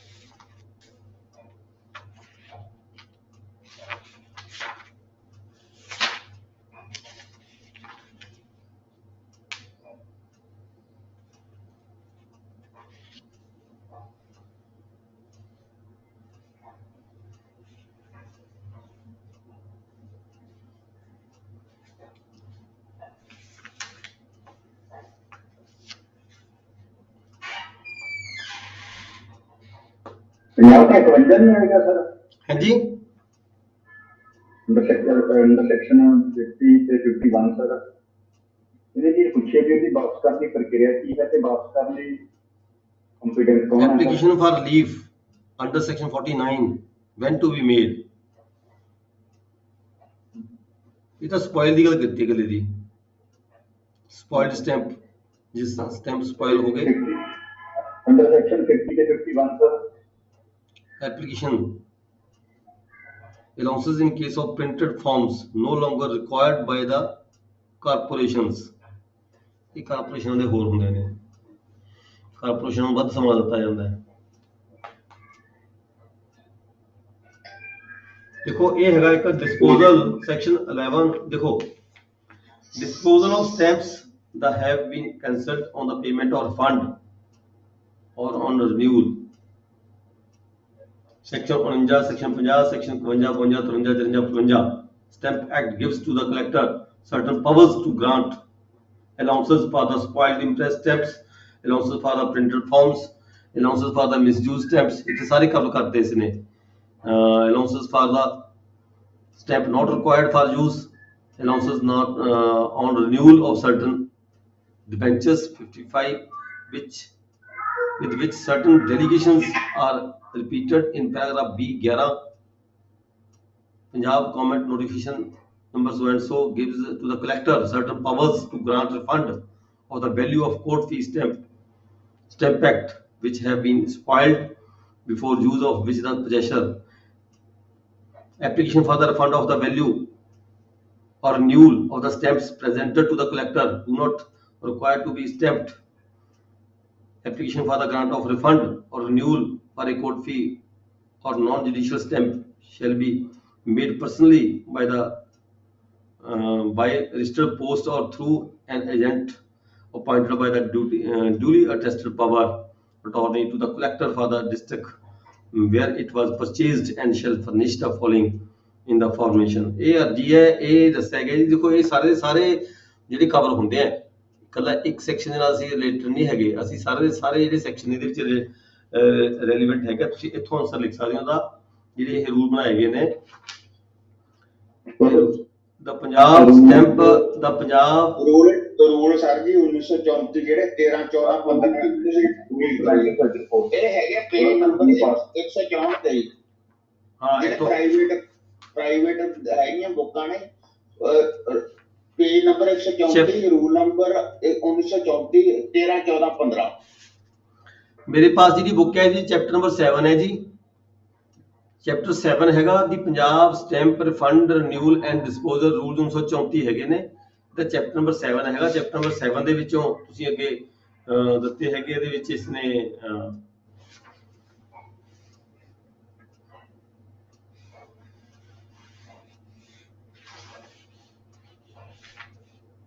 ਇਹਦਾ ਅੱਗੇ ਹੈਗਾ ਰੂਲ 1 ਦਿੱਤਾ ਗਿਆ, ਰੂਲ 1 2 ਇਹਦੀ ਕਲੌਜ਼ ਇੱਕ ਸੈਕਸ਼ਨ B ਦਿੱਤਾ ਗਿਆ, B ਸੈਕਸ਼ਨ ਦਾ ਪਾਰਟ ਹੈ ਜੀ। B ਸੈਕਸ਼ਨ ਦੇ A B C D E 11 12 13 ਜਿਹੜੇ ਰੂਲ ਹੈਗੇ ਆ, 11 12 13 ਰੂਲ ਹੈਗੇ ਆ, ਰੂਲ 11 12 13 ਇਹ ਤੁਸੀਂ ਆਨਸਰ 'ਚ ਲਿਖ ਦਿਓਗੇ ਜੀ। ਇਹਦਾ B ਪਾਰਟ ਹੈਗਾ, ਸੈਕਸ਼ਨ 49 51 2 3 ਇਹ 'ਚ ਸਾਰੇ ਕਵਰ ਹੋ ਜਾਂਦੇ ਆ ਜੀ, ਸਾਰੇ ਕਵਰ ਹੁੰਦੇ ਇਹ 'ਚ ਸਾਰੇ ਕਵਰ ਹੁੰਦੇ ਆ, ਸਾਰੇ ਸੈਕਸ਼ਨ ਦਿੱਤੇ ਗਏ ਆ ਵੀ ਕਿਹੜੇ ਕਿਹੜੇ ਕਾਰਨ ਹੋ ਸਕਦੇ ਆ ਜਿਹਦੇ ਲਈ ਕੋਈ ਵੀ ਰਿਫੰਡ ਅਪਲਾਈ ਕਰ ਸਕਦਾ ਹੈ। ਤੇ ਫਿਰ ਨਾਲ ਉਹਨੇ ਅਰਜੀ ਵੀ ਲਿਖ ਕੇ ਦਿੱਤੀ ਹੈਗੀ ਵੀ ਇਹ ਐਪਲੀਕੇਸ਼ਨ ਦੇਣੀ ਪਏਗੀ, ਕਲੈਕਟਰ ਤੇ ਅਰਜੀ ਦੇਣੀ ਪਏਗੀ। ਆਪਾਂ ਕਿਹੜਾ ਰੂਲ ਬੋਲੇ ਸੀ ਫੰਡ ਰੂਲ? ਇਹ ਹੈਗੇ ਜੀ ਤੁਹਾਡੇ disposal of stamps. Refund renew and disposal rule 1930। ਹਾਂ ਜੀ। ਪੰਜਾਬ ਸਟੈਂਪ ਦੇਖੋ, ਲਿਖੋ ਜੀ, ਤੁਸੀਂ ਨੋਟ ਕਰ ਲਓ। ਹੈਗੇ ਜੀ ਸਾਡੇ ਸਿਲੇਬਸ 'ਚ ਹੈਗੇ। ਹਾਂਜੀ ਹੈਗੇ ਆ ਦੀ Punjab stamp refund renewal and disposal rules 1934। ਬਸ ਇਹ ਚੋਂ ਕਵਰ ਕਰ ਦਿਓ ਜੀ ਤੁਸੀਂ। ਇਹਦੇ ਵਿੱਚ ਤੁਹਾਡੇ ਸਾਰਾ ਕਵਰ ਹੁੰਦਾ ਹੈਗਾ। ਇਹਦਾ ਜਿਹੜਾ ਪਾਰਟ ਇਹਦੇ ਸੈਕਸ਼ਨਸ ਬਣੇ ਹੋਏ ਨੇ, section A section B। Section B ਜਿਹੜਾ ਤੁਹਾਡੇ ਨਾਲ ਸੰਬੰਧਿਤ ਹੈਗਾ ਇਸ ਕੁਐਸਚਨ ਦੇ ਨਾਲ। ਸੈਕਸ਼ਨ B ਦੇ ਵਿੱਚ ਅੱਗੇ ਰੂਲ ਦਿੱਤੇ ਨੇ 11 12 13। ਠੀਕ ਹੈ। ਜਿਨਕੇ ਪਾर्ट बी ਦੇ ਵਿੱਚ ਅੱਗੇ ਰੂਲ ਦਿੱਤੇ ਨੇ 11 12 13। ਇਹਦੇ ਚ ਨਾ ਅਰਜੀ ਵੀ ਲਿਖ ਕੇ ਦਿੱਤੀ ਗਈ ਹੈ, ਤੁਸੀਂ ਅਰਜੀ ਕਿਵੇਂ ਲਿਖਣੀ ਹੈ, ਅਰਜੀ ਦਾ ਫਾਰਮੈਟ ਵੀ ਦਿੱਤਾ ਗਿਆ ਹੈ। ਅਰਜੀ ਕਿਵੇਂ ਦੇਣੀ ਹੈ? Full name of the party, name of the person ਜਿਹਨੇ ਪਰਚੇਜ ਕੀਤੇ ਸੀਗੇ stamp. If the applicant is Indian unmarried woman ਤਾਂ ਉਹਦੇ ਫਾਦਰ ਦਾ ਨਾਮ ਲਿਖਣਾ ਨਾਲ। ਐਪਲੀਕੈਂਟ ਫਿਰ description of the number of the ਸਟੈਂਪਾਂ ਦੀ ਵੈਲਿਊ ਦੱਸਣੀ ਹੈ, ਕਿਹੜੇ ਕਿਹੜੇ ਸਟੈਂਪ ਨੇ ਤੇ ਉਹਦੀ ਟੋਟਲ ਵੈਲਿਊ ਕਿੰਨੀ ਬਣਦੀ ਹੈ। ਫਿਰ ਡੇਟ ਆਫ ਪਰਚੇਜ, ਤੁਸੀਂ ਕਿਹੜੀ ਤਰੀਕ ਨੂੰ ਖਰੀਦੇ ਸੀਗੇ, ਪਲੇਸ ਕਿੱਥੋਂ ਖਰੀਦੇ ਸੀਗੇ, ਡੇਟ ਆਫ ਈਚ ਸਟੈਂਪ ਸਪਾਇਲਡ ਔਰ ਰੈਂਡਰਡ ਅਨਫਿਟ। ਹਰ ਸਟੈਂਪ ਦਾ ਜਿਹੜਾ ਤੁਸੀਂ ਵਾਪਸ ਕਰਾਣਾ ਉਹਦੀ ਡੇਟ ਵੀ ਪਾਣੀ ਹੈ। ਠੀਕ ਹੈ। ਮੈਨ ਵਿੱਚ ਈਚ ਸਟੈਂਪ ਵਾਸ ਸਪਾਇਲਡ, ਜਾਂ ਖਰਾਬ ਹੋ ਗਏ ਜਾਂ ਅਨਫਿਟ ਹੋ ਗਏ, ਉਹ ਵੀ ਤੁਸੀਂ ਦੱਸਣਾ। ਰੀਜ਼ਨ ਕੀ ਹੈਗਾ, weather the application is for refund ਔਰ ਰਿਨਿਊਅਲ, ਕਿ ਤੁਹਾਡੀ ਜਿਹੜੀ ਅਰਜ਼ੀ ਹੈ ਰਿਫੰਡ ਲੈਣ ਲਈ ਹੈ ਜਾਂ ਰਿਨਿਊ ਕਰਵਾਉਣ ਲਈ ਹੈ, ਉਹ ਵੀ ਤੁਸੀਂ ਕੋਡ ਕਰੋਗੇ। ਫਿਰ ਡੇਟ ਆਫ ਦਾ ਐਪਲੀਕੇਸ਼ਨ ਦਿਓਗੇ। ਠੀਕ ਹੈ। ਇਹ ਤੁਹਾਡੀ ਨਾਲ ਵਿੱਚ ਅਰਜ਼ੀ ਦਿੱਤੀ ਗਈ ਹੈ ਤੇ ਤੁਹਾਡੇ ਜਿਹੜੇ ਸੈਕਸ਼ਨ ਨੇ ਸਾਰੇ ਦੇ ਸਾਰੇ 49 ਤੋਂ ਲੈ ਕੇ 56 ਆਲਮੋਸਟ ਇਹ ਕਵਰ ਹੁੰਦੇ ਆ ਇੱਕੋ ਅਰਜੀ ਦੇ ਵਿੱਚ, ਇੱਕੋ ਇਹਦੇ ਵਿੱਚ। ਠੀਕ ਹੈ ਜੀ। ਇੱਥੋਂ ਤੁਸੀਂ ਆਨਸਰ ਦੇ ਦੋਗੇ 1934 ਦੇ ਰੂਲਾਂ ਦੇ ਵਿੱਚ। ਸਰ ਜੇ ਇਹ ਬੁੱਕ ਨਹੀਂ ਹੈਗੀ ਹੈ ਤਾਂ ਜੇ ਐਕਟ ਦੇ ਵਿੱਚ ਲਿਖਣਾ ਹੈਗਾ ਫਿਰ ਕਿਸ ਤਰ੍ਹਾਂ ਲਿਖਾਂਗੇ? ਨਹੀਂ ਬੁੱਕ ਕਿਉਂ ਨਹੀਂ, ਤੁਹਾਡੇ ਕੋਲ ਰੂਲ ਹੈ ਤਾਂ ਹੈਗੇ ਤੁਹਾਡੇ ਉਹਦੇ ਸਿਲੇਬਸ ਦੇ ਵਿੱਚ।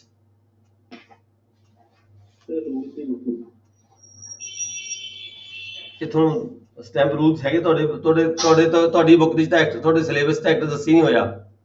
ਅੱਛਾ। ਜੇ ਸਹੀ ਗੱਲ ਹੋਵੇ ਤੁਹਾਡੇ ਸਿਲੇਬਸ ਦੇ ਵਿੱਚ ਐਕਟ ਦੀ ਕੋਈ ਪ੍ਰੋਵੀਜ਼ਨ, ਐਕਟ ਤੁਹਾਡੇ ਸਿਲੇਬਸ 'ਚ ਨਹੀਂ ਲਿਖਿਆ ਹੋਇਆ, ਉੱਤੇ ਲਿਖੀ ਰੂਲ ਨੇ ਇਕੱਲੇ। ਐਕਟ ਤੁਸੀਂ ਲੈ ਜਾਓਗੇ ਨਾਲ, ਕਿਉਂਕਿ ਕਾਫੀ ਕੁਐਸਚਨ ਐਕਟ ਦੇ ਵਿੱਚੋਂ ਆਉਂਦੇ ਨੇ।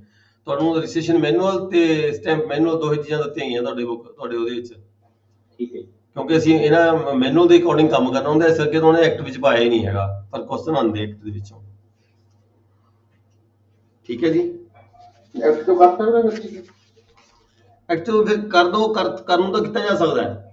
ਤੁਸੀਂ ਇਹ ਸੈਕਸ਼ਨ 4 5 ਪਾਣੇ ਤੁਹਾਨੂੰ ਪੈਣਗੇ, ਤੁਸੀਂ ਲਿਖੋਗੇ ਵੀ ਇਹ ਇਸ ਤਹਿਤ ਜੇ ਕੋਈ ਸਟੈਂਪ ਵਾਪਸ ਲੈਣੇ ਤਾਂ ਕਲੈਕਟਰ ਦੀ ਅਰਜ਼ੀ ਲੈਣੀ ਪੈਣੀ ਹੈ। ਕਰ ਸਕਦੇ ਹੋ, ਕੋਈ ਵੱਡੀ ਗੱਲ ਨਹੀਂ ਹੈਗੀ, ਤੁਸੀਂ ਆਪਣੇ ਤਰੀਕੇ ਨਾਲ ਮੋਡ ਕਰ ਸਕਦੇ ਹੋ।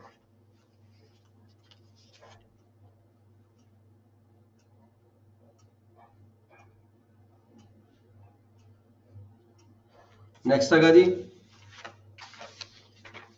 what are the grounds for the refusal to register a document by the sub-registrar working under the Indian Station Act 1908? What remedy is available on such a refusal? Quote relevant provisions as well.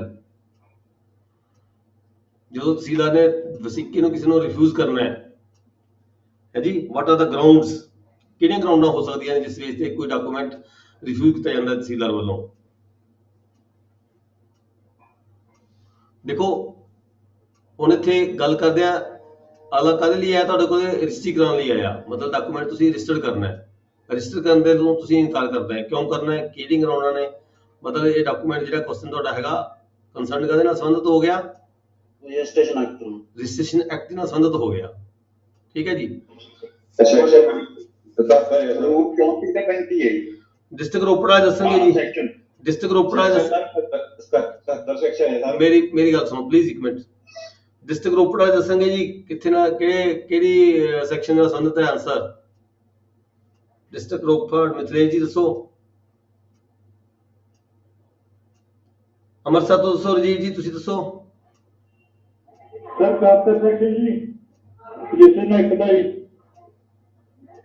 Sir decision act ਦਾ 71 ਹੈ ਜੀ sir. ਹਾਂ ਬਠਿੰਡੇ district ਵਾਲੇ ਦੱਸਾਂਗੇ ਜੀ। ਬਠਿੰਡੇ district ਵਾਲੇ ਕਿਹੜਾ ਸੈਕਸ਼ਨ ਹੈ ਜੀ? ਬਠਿੰਡਾ ਡਿਸਟ੍ਰਿਕਟ 34 ਤੇ 35 ਸੈਕਸ਼ਨ ਹੈ। ਸੰਗਰੂਰ ਵਾਲੇ ਜੀ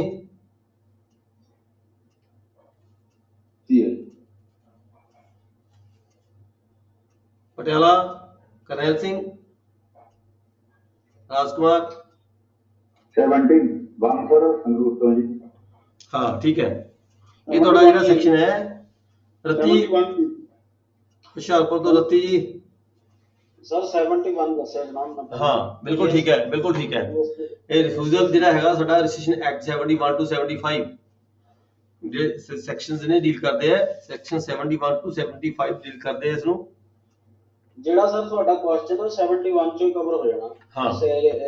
ਆਨਸਰ ਜਿਹੜਾ ਇਹਦਾ ਰੀਜ਼ਨਸ ਹੈ ਰਿਫਿਊਜ਼ਲ ਦੇ, ਕੀ ਅਸੀਂ ਸਾਡੇ ਕੋਲ ਕੀ ਕਰ। ਦੇਖੋ ਕਿ ਆਪਣੇ ਕੋਲੇ ਗਰਾਊਂਡਸ ਪੁੱਛੀਆਂ ਨੇ ਉਹਨਾਂ ਨੇ। What are the grounds for the refusal to register document. ਕਿਹੜੇ ਗਰਾਊਂਡਾਂ ਦੇ ਬੇਸ ਤੇ ਅਸੀਂ ਡਾਕੂਮੈਂਟ ਨੂੰ ਜਵਾਨੀ ਗੱਲ ਕਰਦੇ ਆ। ਪਹਿਲਾਂ ਆਪਾਂ ਦੱਸੋ ਜੀ ਕਿਉਂ ਅਸੀਂ ਵਸੀਕੇ ਨੂੰ ਕਿਸੇ ਨੂੰ ਰਿਫਿਊਜ਼ ਕਰਾਂਗੇ ਰਜਿਸਟਰ ਕਰਨ ਤੋਂ। ਆਪਾਂ ਕਾਨੂੰਨ ਦੀ ਕਿਤਾਬ ਬਾਅਦ ਚ ਪੜ੍ਹਦੇ ਆ, ਪਹਿਲਾਂ ਜਵਾਨੀ ਦੱਸੋ। ਤੁਸੀਂ ਰੋਜ਼ ਕੰਮ ਕਰਨਾ ਅੱਗੇ ਜਾ ਕੇ ਜਦੋਂ ਪ੍ਰਮੋਟ ਹੋ ਜਾਣਾ ਬੀਇੰਗ ਏ ਆਫੀਸਰ। ਸਰ ਬੰਦਾ ਸਾਊਂਡ ਆਫ ਮਾਈਂਡ ਹੋਵੇ ਜਾਂ ਕਿਸੇ ਅਦਾਲਤ ਵੱਲੋਂ ਰੋਕ ਹੋਵੇ ਜੀ। ਮਾਈਨਰ ਹੋਵੇ, ਸਿੰਪਲ ਜੀ ਗੱਲ ਹੈ। ਮਾਈਨਰ ਹੋਵੇ, ਅਨਸਾਊਂਡ ਮਾਈਂਡ ਹੋਵੇ, ਇਨਸੇਨ ਹੋਵੇ, ਜਾਂ ਬੰਦਾ ਰਿਫਿਊਜ਼ ਕਰਦੇ ਅਸੀਂ ਰਿਫਿਊਜ਼ ਕਰ ਰਹੇ ਹਾਂ। ਪਾਵਰ ਆਊਟ ਹੋਣੀ ਅਸੀਂ- ਅਗਰ ਠੀਕ ਨਹੀਂ ਹੈ ਅਸੀਂ ਰਿਫਿਊਜ਼ ਕਰ ਰਹੇ ਹਾਂ। ਇਹ ਇੱਕ ਬੰਦਾ ਡਾਕੂਮੈਂਟ ਨੂੰ ਐਗਜ਼ੀਕਿਊਟ ਕਰਕੇ ਆ ਸਕਦਾ ਹੈ, ਤੁਹਾਡੇ ਪਾਸ ਰਜਿਸਟਰੀ ਲਿਖ ਕੇ ਸਾਈਨ ਕਰਕੇ ਵੀ ਆ ਸਕਦਾ ਹੈ, ਪਰ ਉਹ ਆ ਕੇ ਤੁਹਾਨੂੰ ਰਿਫਿਊਜ਼ ਕਰ ਸਕਦਾ ਮੈਂ ਡਾਕੂਮੈਂਟ ਨਹੀਂ ਰਜਿਸਟਰ ਕਰਨਾ। ਉਹ ਗੱਲ ਵੱਖਰੀ ਹੈ, ਇਹਦੇ ਵਿੱਚ ਨਹੀਂ ਕਵਰ ਹੁੰਦੀ। ਇੱਥੇ ਹੈਗਾ ਤੁਸੀਂ ਰਿਫਿਊਜ਼ ਕਰ ਰਹੇ ਹੋ। What are the grounds for the refusal to register document. ਕਿਹੜੇ ਗਰਾਊਂਡ ਦੇ ਬੇਸ ਤੇ ਤੁਸੀਂ ਡਾਕੂਮੈਂਟ ਨੂੰ ਰਜਿਸਟਰ ਨਹੀਂ ਕਰਨਾ।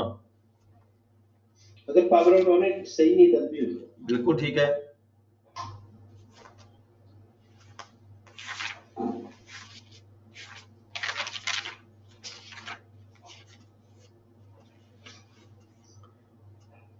Reasons for the refusal to register document 71 cover हो सारा सेक्शन तो है क्वेश्चन। ठीक है जी, आगे चलिए देखना है।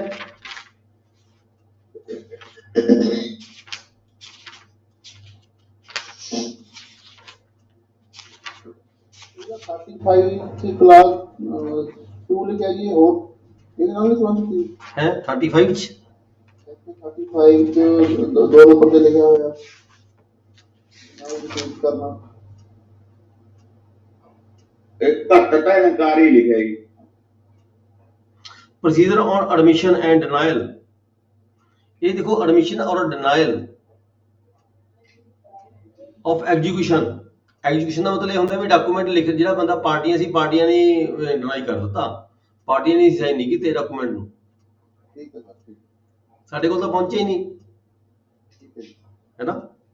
ਜੇ ਪਹੁੰਚ ਗਿਆ ਤਾਂ ਉਹਨੇ ਐਡਮਿਟ ਨਹੀਂ ਕੀਤਾ ਵੀ ਮੈਂ ਤਾਂ ਸਾਈਨ ਨਹੀਂ ਕੀਤੇ, ਮੈਂ ਨਹੀਂ ਕਰਦਾ ਰਜਿਸਟਰੀ, ਇਹ ਮੈਂ ਨਹੀਂ ਕਰਾਂਦਾ, ਤਾਂ ਪਾਰਟੀ ਨੇ ਰਿਫਿਊਜ਼ ਕਰ ਦਿੱਤਾ ਨਾ, ਅਸੀਂ ਰਿਫਿਊਜ਼ ਨਹੀਂ ਕੀਤਾ। ਕੰਸਰਨ ਪਾਰਟੀਆਂ को सेक्शन 71 ਡੀਲ ਕਰੂੰਗੀ बस। ठीक है सर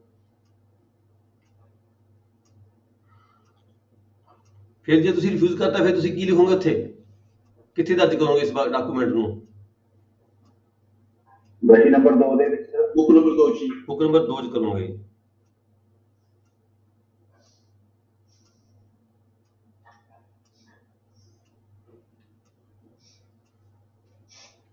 ਤੁਸੀਂ ਬੁੱਕ ਨੰਬਰ 2 ਦੇ ਵਿੱਚ ਆਦਾ ਪੂਰਾ ਵੇਰਵਾ ਦਿਓਗੇ ਸ਼ਾਰਟ ਦੇ ਵਿੱਚ ਵੀ ਮੈਂ ਇਹਨੂੰ ਰਿਫਿਊਜ਼ ਕਿਉਂ ਕਰ ਰਿਹਾ, ਕਿਉਂਕਿ ਫਿਰ ਤੁਹਾਡੇ ਜਿਹੜੇ ਰਿਫਿਊਜ਼ਲ ਆਰਡਰ ਹੈ, ਰਿਫਿਊਜ਼ਲ ਆਰਡਰ ਦੀ ਕਾਪੀ ਲੈ ਕੇ ਕੋਈ ਵੀ ਵਿਅਕਤੀ ਜਿਹੜਾ ਹੈ ਕੰਸਰਨ ਪਾਰਟੀ ਹੈ ਰਜਿਸਟਰ ਦੇ ਅਪੀਲ ਫਾਈਲ ਕਰ ਸਕਦੀ ਹੈ। ਠੀਕ ਹੈ, ਕੱਲਾ ਰਿਫਿਊਜ਼ਲ ਲਿਖ ਕੇ ਨਹੀਂ ਸਰਦਾ ਹੈਗਾ। ਡਾਕੂਮੈਂਟ ਦੇ ਉੱਪਰ ਤੁਸੀਂ ਕੱਲਾ ਰਿਫਿਊਜ਼ਲ ਲਿਖ ਦੋਗੇ, ਡਾਕੂਮੈਂਟ ਦੇ ਉੱਪਰ ਰਿਫਿਊਜ਼ਲ ਲਿਖ ਕੇ ਤੁਸੀਂ ਵਾਪਸ ਦੇ ਦੋਗੇ ਪਾਰਟੀ ਨੂੰ, ਰਿਫਿਊਜ਼ਲ ਲਿਖ ਕੇ ਸਾਈਨ ਕਰਕੇ। ਠੀਕ ਹੈ, ਪਰ ਜਿਹੜੀ ਤੁਹਾਡੀ ਬੁੱਕ ਨੰਬਰ 2 ਹੈਗੀ ਆ ਉਹਦੇ ਵਿੱਚ ਤੁਸੀਂ ਰਿਫਿਊਜ਼ਲ ਦਾ ਜਿਹੜਾ ਆਰਡਰ ਹੈਗਾ ਉਹ ਸੈਲਫ ਸਪੀਕਿੰਗ ਆਰਡਰ ਕਰੋਗੇ। ਵਾਈ ਇਹ ਜਿਹੜਾ ਬੇਸਿਕ ਹੈਗਾ ਕਿਹੜੀ ਗਰਾਊਂਡ ਦੇ ਬੇਸ ਤੇ ਮੈਂ ਰਿਫਿਊਜ਼ ਕਰ ਰਹੇ ਹਾਂ। ਸਾਡੇ ਚ ਕਾਰਨ ਤੇ ਦੱਸੇ ਨਹੀਂ ਜੀ। Reasons Seven- for the refusal to register the recorder. Every sub-registrar refusing to register a document except on the ground that the property to which it relates is not situated within the sub-district shall make an order of the refusal and record his reasons for such order in book 2 and endorse the words.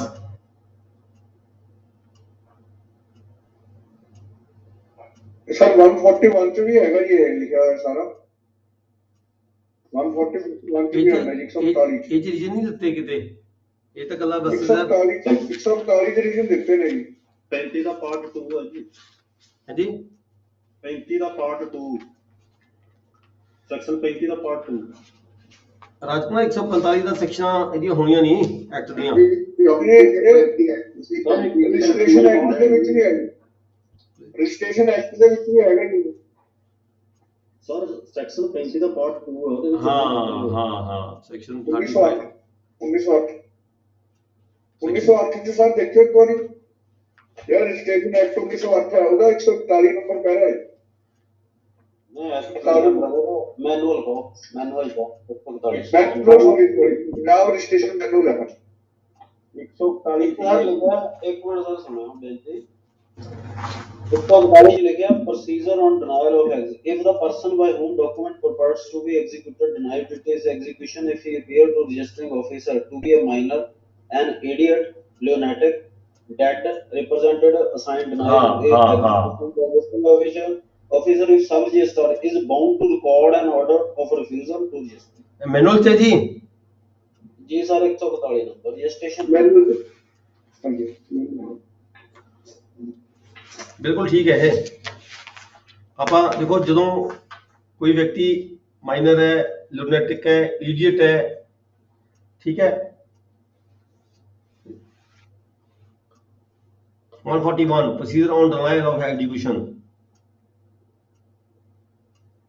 ਅਸੀਂ ਸਵਾਲ ਤਾਂ ਪੁੱਛਿਆ ਹੀ ਜੇ registration act 1908 ਚੋਂ ਪੁੱਛਿਆ ਇਹ ਸਵਾਲ ਤਾਂ। ਜਦੋਂ ਕਿਸੇ ਐਕਟ ਨੂੰ ਅਸੀਂ ਲਾਗੂ ਕਰਨਾ ਹੈ ਤਾਂ ਅਸੀਂ ਜਿਹੜੇ ਰੂਲ ਬਣਾਏ ਜਾਂਦੇ ਆ, ਮੈਨੂਅਲ ਬਣਾਈ ਜਾਂਦੀ ਹੈ ਕਿਸੇ ਐਕਟ ਨੂੰ ਲਾਗੂ ਕਰਨ ਦੀ ਖਾਤਰ। ਜਦੋਂ ਉਹ ਐਕਟ ਦੇ ਵਿੱਚ ਕੋਈ ਚੀਜ਼ ਪ੍ਰੋਪਰ ਨਹੀਂ ਲਿਖੀ ਹੋਈ ਹੁੰਦੀ ਤਾਂ ਫਿਰ ਅਸੀਂ ਮੈਨੂਅਲ ਦੇ ਵਿੱਚ ਲਿਖ ਦਿੰਦੇ ਆ, ਰੂਲ ਬਣਾ ਦਿੰਦੇ ਆ, ਠੀਕ ਹੈ। ਐਕਟ ਦੇ ਵਿੱਚ ਉਹਨੇ ਸਿੰਪਲ ਲਿਖ ਦਿੱਤਾ ਵੀ ਤਹਿਸੀਲਦਾਰ ਇਦਾਂ ਕਰੇਗਾ, ਜੇ ਡਿਨਾਈ ਕਰੇਗਾ, ਜੇ ਡਿਨਾਈ ਕਰੇਗਾ ਤਾਂ ਡਿਨਾਈ ਕਰੇਗਾ ਕਿਉਂ ਕਰੇਗਾ ਡਿਨਾਈ, ਤਾਂ ਉਹਦੇ 'ਚ ਇਹਨੇ ਦੱਸ ਦਿੱਤਾ if the person by whom the document purports to be executed deny, ਜਿਹਦਾ ਵਿਅਕਤੀ ਡਿਨਾਈ ਕਰ ਦੇਵੇ ਐਗਜ਼ੀਕਿਊਸ਼ਨ ਤੋਂ, ਜਾਂ ਮਾਈਨਰ ਹੋਵੇ ਜਾਂ ਇਡੀਅਟ ਹੋਵੇ ਜਾਂ ਲੂਨੈਟਿਕ ਹੋਵੇ ਜਾਂ or if he dead he be dead and he is represented.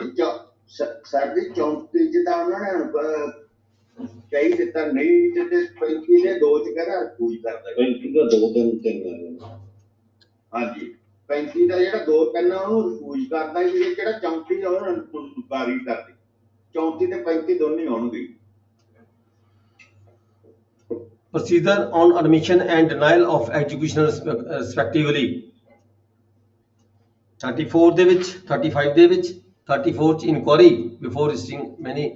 ਦੇਖੋ ਇਹ ਹੈਗਾ ਤੁਹਾਡਾ 34 ਦੇ ਵਿੱਚ ਇਨਕੁਆਰੀ ਕਰੂਗਾ ਰੈਵਨਿਊ ਆਫੀਸਰ ਸਬ ਰਜਿਸਟਰਾਰ ਜਦੋਂ ਵੀ ਕੋਈ ਡਾਕੂਮੈਂਟ ਪੇਸ਼ ਹੁੰਦਾ ਹੈ। 35 ਦੇ 2 ਚ ਉਹਨੂੰ ਰਿਫਿਊਜ਼ ਕਰਦੇ। ਨਹੀਂ ਇਹਦੇ ਵਿੱਚ ਰੀਜ਼ਨ ਦੱਸਿਆ 34 ਦੇ ਵਿੱਚ ਵੀ ਕਿਉਂ 35 ਦੇ 2 ਚ ਦੱਸਿਆ ਜੀ ਸਰ 35 ਚ ਆਉਂਦਾ ਸਾਰਾ 35 ਹੈ procedure on admission and denial of execution respectively। 2 number he Registering officer may registering officer may in order to satisfy himself persons appearing before him or the persons examine anyone ABC ਨਾਲ ਹਾਂਜੀ 2 3 ABC 35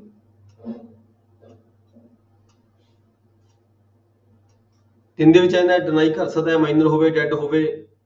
ਦੇਖੋ same ਹੀ ਹੈ ਇਹ 35 ਦੇ 2 3 ਦੇ 35 section ਚ ਵੀ ਪਿਆ ਤੇ ਇਧਰ ਇਹਦੇ 41 ਤੁਸੀਂ ਇੱਕ ਮਿੰਟ 41 ਦੇ ਰਜਿਸਟ੍ਰੇਸ਼ਨ ਜੇ ਤਾਂ ਐਗਜ਼ੀਕਿਊਸ਼ਨ ਲਈ ਡਿਨਾਇਲ ਹੈਗੀ ਤਾਂ 35 ਆਏਗਾ। ਮੈਨੂੰ ਲੱਗਦਾ ਕਿ ਜੇ ਰਜਿਸਟ੍ਰੇਸ਼ਨ ਲਈ 141 ਜਾਂ ਇੰਡੀਅਨ ਰਜਿਸਟ੍ਰੇਸ਼ਨ ਐਕਟ ਦਾ ਜਿਹੜਾ ਹੈਗਾ ਉਹਦੇ ਵਿੱਚੋਂ 71 ਤੋਂ ਲਓਗੇ ਜਾਂ ਫਿਰ ਇਹਦੇ ਵਿੱਚੋਂ ਇਦਾਂ ਦੇਖੋ ਜਿਹੜਾ ਤੁਸੀਂ ਇੱਕ ਮਿੰਟ, ਜਿਹੜਾ ਤੁਸੀਂ 141 ਪੜ੍ਹ ਰਹੇ ਹੋ ਇਹਦੇ ਵਿੱਚ ਸੈਕਸ਼ਨ 30 ਦਾ 35 ਦਾ ਹਵਾਲਾ ਵੀ ਦਿੱਤਾ ਹੋਇਆ ਨਾਲ।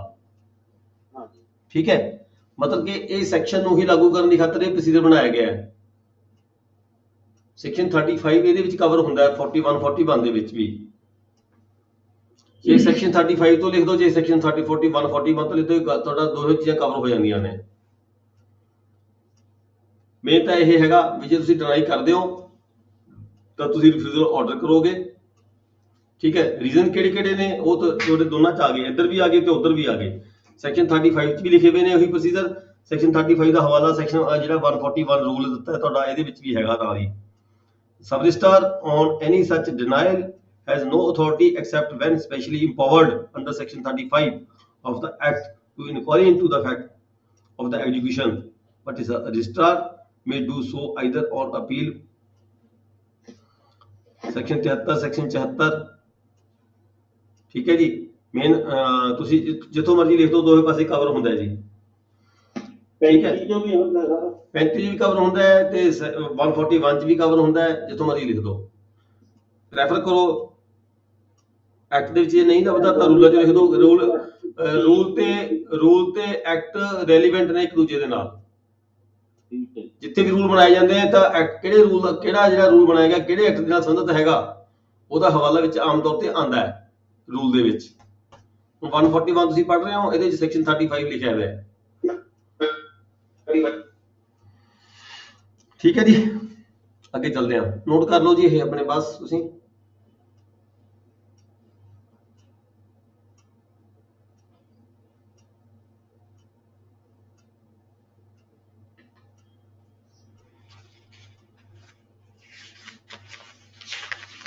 सेवेंटी वन की लिखा सीगा 71 reasons for the refusal to register a record.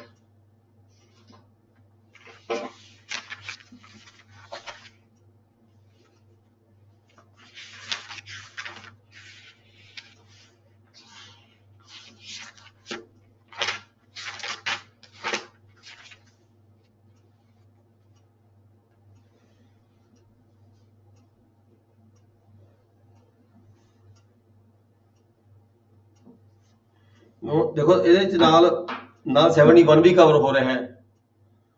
ਜੇ ਤੁਸੀਂ ਰਜਿਸਟਰ ਨਹੀਂ ਕਰਦੇ ਤਾਂ ਤੁਸੀਂ ਕੀ ਕਰੋਗੇ? 71 ਚ ਲਿਖਿਆ ਹੋਇਆ ਹੈ ਤੁਸੀਂ ਰਿਫਿਊਜ਼ਲ ਆਰਡਰ ਪਾਸ ਕਰੋਗੇ।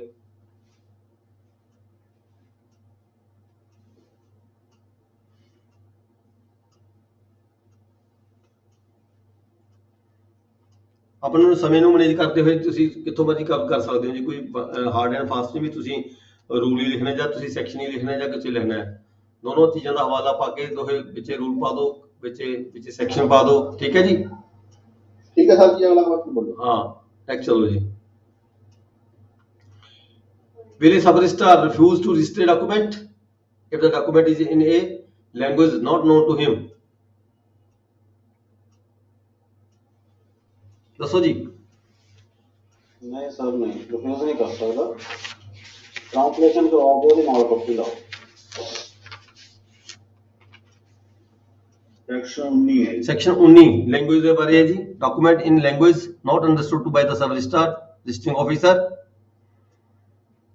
Registering officer does not understand not commonly used in the district, he shall refuse to register the document unless it is to be accompanied by a true translation into the language commonly used।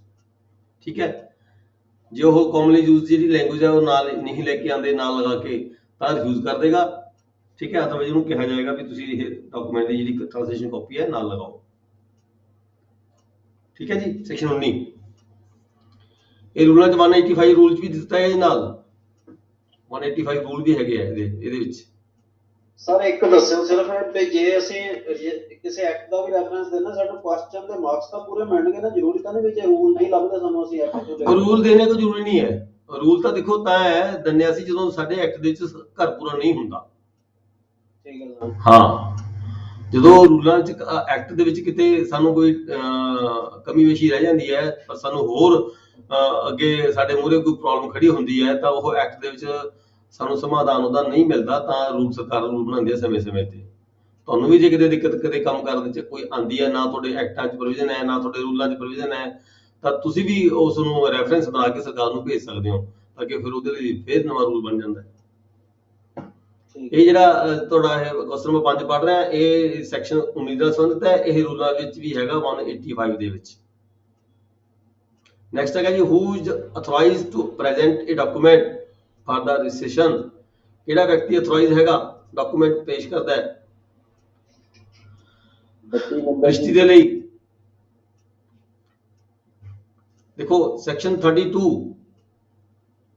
Registration act, ਠੀਕ ਹੈ। ਫਿਰ registration manual ਚ 123 ਚ ਵੀ ਹੈਗਾ ਇਹੀ, ਤੁਸੀਂ section 32 ਲਿਖ ਦੋਗੇ ਸਫੀਸ਼ੀਐਂਟ ਹੈਗਾ। ਨੈਕਸਟ ਹੈਗਾ, can A sub register registered document at a home, hospital ਔਰ ਪ੍ਰਿਜ਼ਨ ਐਟਸੈਟਰਾ। ਆਪਾਂ ਬਹੁਤ ਵਾਰੀ ਪੜ੍ਹ ਕੇ ਗਏ ਆ, ਠੀਕ ਹੈ।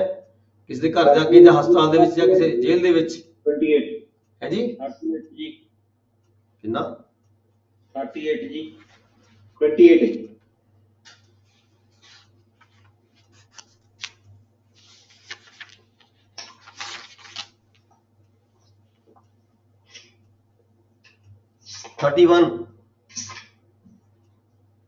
31 ਪੜੋ ਜਰਾ। ਜੀ ਜੀ 31 35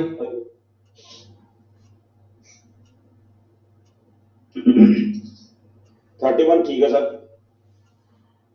ਇਹ ਰੂਲ 107 ਦੇ ਰੂਲਾਂ 'ਚ ਵੀ ਹੈਗਾ ਜੀ। 107 ਨੋਟ ਕਰ ਲਓ ਇੱਥੇ ਤੁਸੀਂ ਆਪਣੇ ਕੋਲੇ।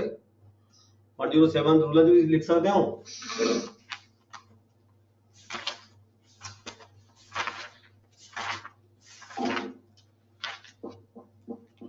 Place of presentation, chapter number 5.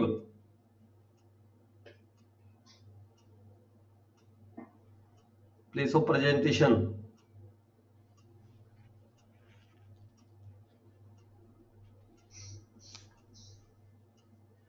Section 38 ਵੀ ਹੈਗਾ। ਇਹਦੇ ਵਿੱਚ ਕੀ ਹੈਗਾ? Persons exempt from the appearance. ਕਿਹੜੇ ਬੰਦੇ ਹੁੰਦੇ ਜਿਨ੍ਹਾਂ ਨੂੰ ਜਿਹਦੀ ਐਗਜ਼ੈਂਪਸ਼ਨ ਦਿੱਤੀ ਜਾਂਦੀ ਹੈ ਅਪੀਅਰੈਂਸ ਹੋਣ ਤੋਂ।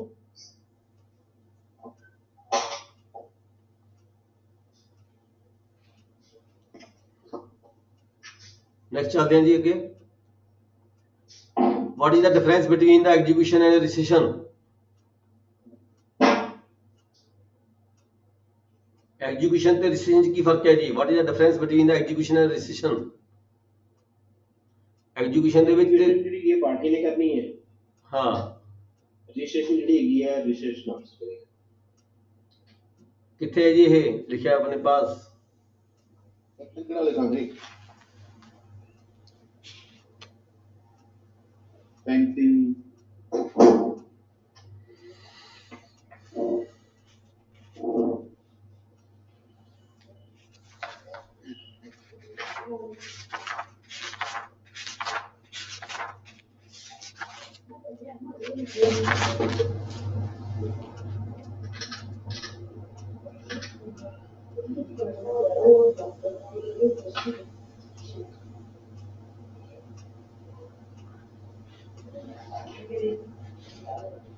ਐਗਜ਼ੀਕਿਊਸ਼ਨ ਦਾ ਤਾਂ ਸਰ ਇੰਡੀਅਨ ਸਟੈਂਪ ਐਕਟ ਦੇ ਵਿੱਚ ਆਊਗਾ 12 section.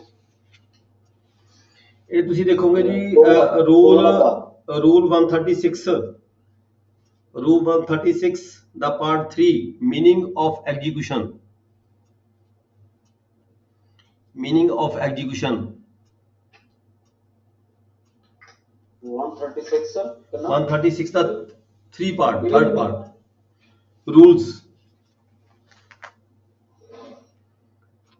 Registration rules registration manual. Sir ਇੱਕ ਮਿੰਟ ਬੇਨਤੀ ਸੁਣਿਓ ਜੀ। ਇੰਡੀਅਨ ਸਟੈਂਪ ਐਕਟ ਦੇ ਵਿੱਚ ਡੈਫੀਨੇਸ਼ਨ ਦਿੱਤੀ ਹੋਈ ਐਗਜ਼ੀਕਿਊਸ਼ਨ ਦੀ, ਉਹ ਜ਼ਿਆਦਾ ਬੈਟਰ ਨਹੀਂ ਰਹੂਗੀ? ਸਟੈਂਪ ਐਕਟ ਦੇ ਵਿੱਚ ਜੀ ਸਰ ਇਹ ਮੈਂ ਪੜ੍ਹ ਦਿੰਦਾ। Executed and execution used with reference to instruments means signed signature and includes attribution to electronic record within the meaning of section 11 of Indian Information Technology Act। ਜਿਹੜਾ ਸਾਈਨ ਹੋ ਗਿਆ ਕੋਈ ਇੰਸਟਰੂਮੈਂਟ। ਸੈਕਸ਼ਨ ਕਿਹੜਾ ਜੀ? ਸੈਕਸ਼ਨ ਕਿਹੜਾ ਦਿੱਤੀ ਜੀ? Sir 2 ਦਾ 12 definition sir Indian stamp act 1899 2 ਦਾ 12।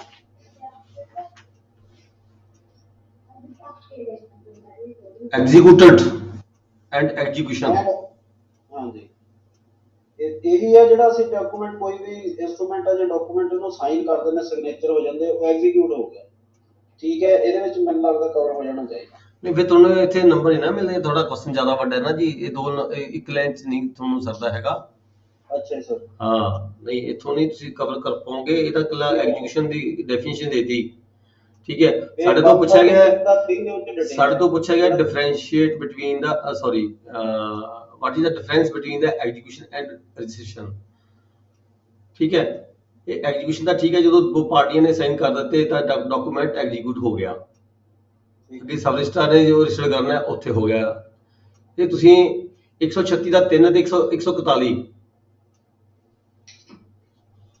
ਠੀਕ ਤੇ ਰਜਿਸਟ੍ਰੇਸ਼ਨ ਐਕਟ ਦੇ ਵਿੱਚ ਸੈਕਸ਼ਨ 35 ਦੇਖੋ ਕੀ ਹੈ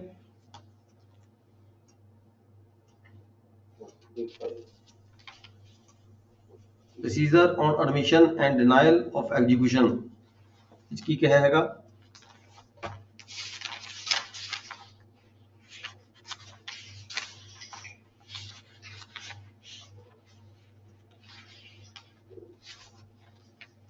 ਸੈਕਸ਼ਨ 35 ਦੇ ਦੋ ਹੀ ਰਿਫਿਊਜ ਵਾਲਾ ਆ ਗਿਆ ਜੀ ਇਹ ਦੋਨੋਂ ਚੀਜ਼ਾਂ ਮੈਂ ਤੁਹਾਨੂੰ ਦੱਸਦਾ ਇਹ ਜਿਹੜਾ ਆਪਾਂ ਪਹਿਲਾਂ ਕੀਤਾ ਉਹ ਵੀ ਹੈ ਰਿਫਿਊਜ਼ ਦੇਖੋ ਇਹਦੇ ਵਿੱਚ ਤੁਹਾਡਾ ਐਗਜ਼ੀਕਿਊਸ਼ਨ ਵੀ ਆ ਜਾਂਦੀ ਹੈ ਰਜਿਸਟ੍ਰੇਸ਼ਨ ਵੀ ਆ ਜਾਂਦੀ ਹੈ ਜੇ ਪਾਰਟੀਆਂ ਐਗਜ਼ੀਕਿਊਸ਼ਨ ਨੂੰ ਮੰਨਣਗੀਆਂ ਤਾਂ ਡਾਕੂਮੈਂਟ ਸਬ ਰਜਿਸਟਰ ਰਜਿਸਟਰ ਕਰਨਾ ਹੈ ਠੀਕ ਹੈ ਤੁਸੀਂ ਪਹਿਲਾਂ ਇੱਕ ਲਾਈਨ ਚ ਲਿਖੋਗੇ ਵੀ ਜਿਹੜੀ ਐਗਜ਼ੀਕਿਊਸ਼ਨ ਹੈ ਇਹ ਹੈਗੀ ਹੈ ਪਾਰਟੀਆਂ ਦੀ ਜਦੋਂ ਡਾਕੂਮੈਂਟ ਨੂੰ ਸਾਈਨ ਕਰਨਾ ਹੈ ਪਹਿਲਾਂ ਐਗਜ਼ੀਕਿਊਸ਼ਨ ਦੀ ਇੱਕ ਲਾਈਨ ਲਿਖ ਦੋਗੇ ਫਿਰ ਤੁਸੀਂ ਰਜਿਸਟ੍ਰੇਸ਼ਨ ਦੀ ਇੱਕ ਲਾਈਨ ਲਿਖ ਦੋਗੇ ਠੀਕ ਹੈ ਫਿਰ ਤੁਸੀਂ ਆ ਸੈਕਸ਼ਨ 35 ਦਾ ਹਵਾਲਾ ਦੇ ਸਕਦੇ ਹੋ ਇਹ 'ਚ ਸਾਰਾ ਪ੍ਰੋਸੀਜਰ ਵੀ ਆ ਗਿਆ ਤੇ ਇਹਦੇ ਕੁਐਸਚਨ ਕੀ ਸੀਗਾ what is the difference between the execution and registration what should be the procedure adopted by the sub registrar if the parties ਇਹ ਦੇਖੋ ਸਾਰਾ ਸੈਕਸ਼ਨ 35 ਕਵਰ ਹੋ ਜਾਂਦਾ ਇਹਦੇ ਵਿੱਚ ਵੀ ਸਬ ਰਜਿਸਟਰ ਨੇ ਕੀ ਪ੍ਰੋਸੀਜਰ ਅਡਾਪਟ ਕਰਨਾ ਹੈ ਜੇ ਕੋਈ ਪਾਰਟੀ ਡਿਨਾਈ ਕਰਦੀ ਹੈ deny the execution of the deed ਠੀਕ ਹੈ ਜੇ ਡਿਨਾਈ ਕਰਦੀ ਹੈ ਤਾਂ ਸਬ ਰਜਿਸਟਰ ਹੈ ਜਿਹੜਾ ਡਾਕੂਮੈਂਟ ਰਜਿਸਟਰ ਨਹੀਂ ਕਰਦਾ ਇਹਦੇ ਵਿੱਚ ਜਿਹੜਾ ਰੈਲੇਵੈਂਟ ਹੈ ਉਹ ਲਿਖ ਦੋਗੇ ਜਿਹੜਾ ਤੁਹਾਡੇ ਨਾਲ ਇਰਰੈਲੇਵੈਂਟ ਹੈ ਉਹ ਛੱਡ ਦੋਗੇ ਇਹਦੇ ਵਿੱਚੋਂ ਸੈਕਸ਼ਨ 35 ਵੀ ਹੈ ਜੀ ਇਹਦੇ ਵੀ ਲਿਖ ਸਕਦੇ ਹੋ ਸੈਕਸ਼ਨ 136 ਰੂਲ 136 ਤੇ ਰੂਲ 141 ਤੁਸੀਂ ਇੱਥੋਂ ਵੀ ਕਰ ਸਕਦੇ ਹੋ ਠੀਕ ਹੈ ਜੀ ਤੁਹਾਡਾ ਕੁਐਸਚਨ ਪੂਰਾ ਹੋਣਾ ਚਾਹੀਦਾ ਹੈ ਮੇਨ ਤਾਂ ਤੁਹਾਨੂੰ ਮਟੀਰੀਅਲ ਮਿਲਣਾ ਚਾਹੀਦਾ ਹੈ ਤੁਹਾਨੂੰ ਮਟੀਰੀਅਲ ਮਿਲਦਾ ਹੈ ਸੈਕਸ਼ਨ 35 ਦੇ ਵਿੱਚੋਂ ਤੇ ਤੁਹਾਨੂੰ ਮਟੀਰੀਅਲ ਮਿਲਦਾ ਹੈ ਰੂਲ 136 ਦਾ ਪਾਰਟ 3 ਤੇ ਅੱਗੇ ਹੈਗਾ ਇਹਦਾ ਪਾਰਟ 141 ਚ ਕੇ ਪ੍ਰੋਸੀਜਰ ਔਰ ਡਿਨਾਈਲ ਆਫ ਦਾ ਐਗਜ਼ੀਕਿਊਸ਼ਨ 141 ਦੇ ਵਿੱਚ ਹੈਗਾ ਇਹ ਤੁਹਾਡਾ ਜਿਹੜਾ ਕੁਐਸਚਨ ਸੀਗਾ ਇਹਦੇ ਵਿੱਚ ਲਿਖਿਆ ਸੀਗਾ procedure adopted by sub registrar if the parties to deed deny the execution ਉਹ 141 ਚ ਕਲੀਅਰ ਹੈਗਾ procedure on denial of execution ਠੀਕ ਹੈ ਜੀ ਇਹਦੇ ਵਿੱਚ ਦੇਖੋ 141 ਦੇ ਵਿੱਚ ਤੁਹਾਡਾ ਸੈਕਸ਼ਨ 35 ਵੀ ਹੈਗਾ ਮੈਨੂਅਲ ਦੇ ਵਿੱਚ ਸੈਕਸ਼ਨ 35 ਦਾ ਹਵਾਲਾ ਵੀ ਦਿੱਤਾ ਹੋਇਆ ਹੈ 141 ਦੇ ਵਿੱਚ 136 ਦਾ ਥਰਡ ਪਾਰਟ ਵੀ ਹੈ 141 ਵੀ ਹੈ ਇਹ ਥੋੜਾ ਸੈਕਸ਼ਨ 35 ਦਾ ਹਵਾਲਾ ਵੀ ਦਿੱਤਾ ਹੋਇਆ ਸਾਰਾ ਦਾ ਸਾਰਾ ਕਵਰ ਹੋ ਜਾਂਦਾ ਵਿੱਚੋਂ ਹੀ ਠੀਕ ਹੈ ਜੀ ਸੈਕਸ਼ਨ 35 ਵੀ ਲਿਖੋਗੇ ਤੇ ਨਾਲ ਬਾਕੀ ਜੇ ਕੋਈ ਚੀਜ਼ ਰਹਿ ਜਾਂਦੀ ਹੈ ਤਾਂ ਤੁਸੀਂ ਰੂਲਾਂ 'ਚ ਕਵਰ ਕਰ ਲਓਗੇ ਮੇਨ ਸੈਕਸ਼ਨ 35 ਦਾ ਹਵਾਲਾ ਜ਼ਰੂਰ ਦੇਣਾ ਹੈ ਕਿਉਂਕਿ ਰੂਲਾਂ ਵਿੱਚ ਵੀ ਸੈਕਸ਼ਨ 35 ਦਾ ਹਵਾਲਾ ਦਿੱਤਾ ਗਿਆ ਨਾਲ ਨੈਕਸਟ ਆ ਗਿਆ ਜੀ difference between the documents question number 7 difference between the documents which are compulsory registrable and the ones which are not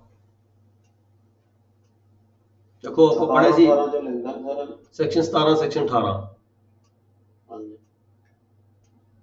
ठीक है जी section 117 118 sorry section 17 section 18 Indian registration act ਦੇ ਸੈਕਸ਼ਨ 17 ਤੇ 18 ਬੜੀ ਲੰਮੀ ਚੌੜੀ ਲਿਸਟ ਦਿੱਤੀ ਵੀ ਹੈ ਕਿਹੜੇ ਡਾਕੂਮੈਂਟ ਅਸੀਂ ਕੰਪਲਸਰੀ ਰਜਿਸਟਰ ਕਰਨੇ ਹੁੰਦੇ ਕਿਹੜੇ ਡਾਕੂਮੈਂਟ ਕੰਪਲਸਰੀ ਰਜਿਸਟਰ ਨਹੀਂ ਕਰਨੇ ਹੁੰਦੇ ਅੱਗੇ ਚੱਲਦੇ ਹਾਂ ਜੀ who is liable to pay stamp duty on the following documents question number 8 है जी, ਕਿਹੜਾ ਬੰਦਾ ਸਟੈਂਪ ਡਿਊਟੀ ਪੇ ਕਰੇਗਾ?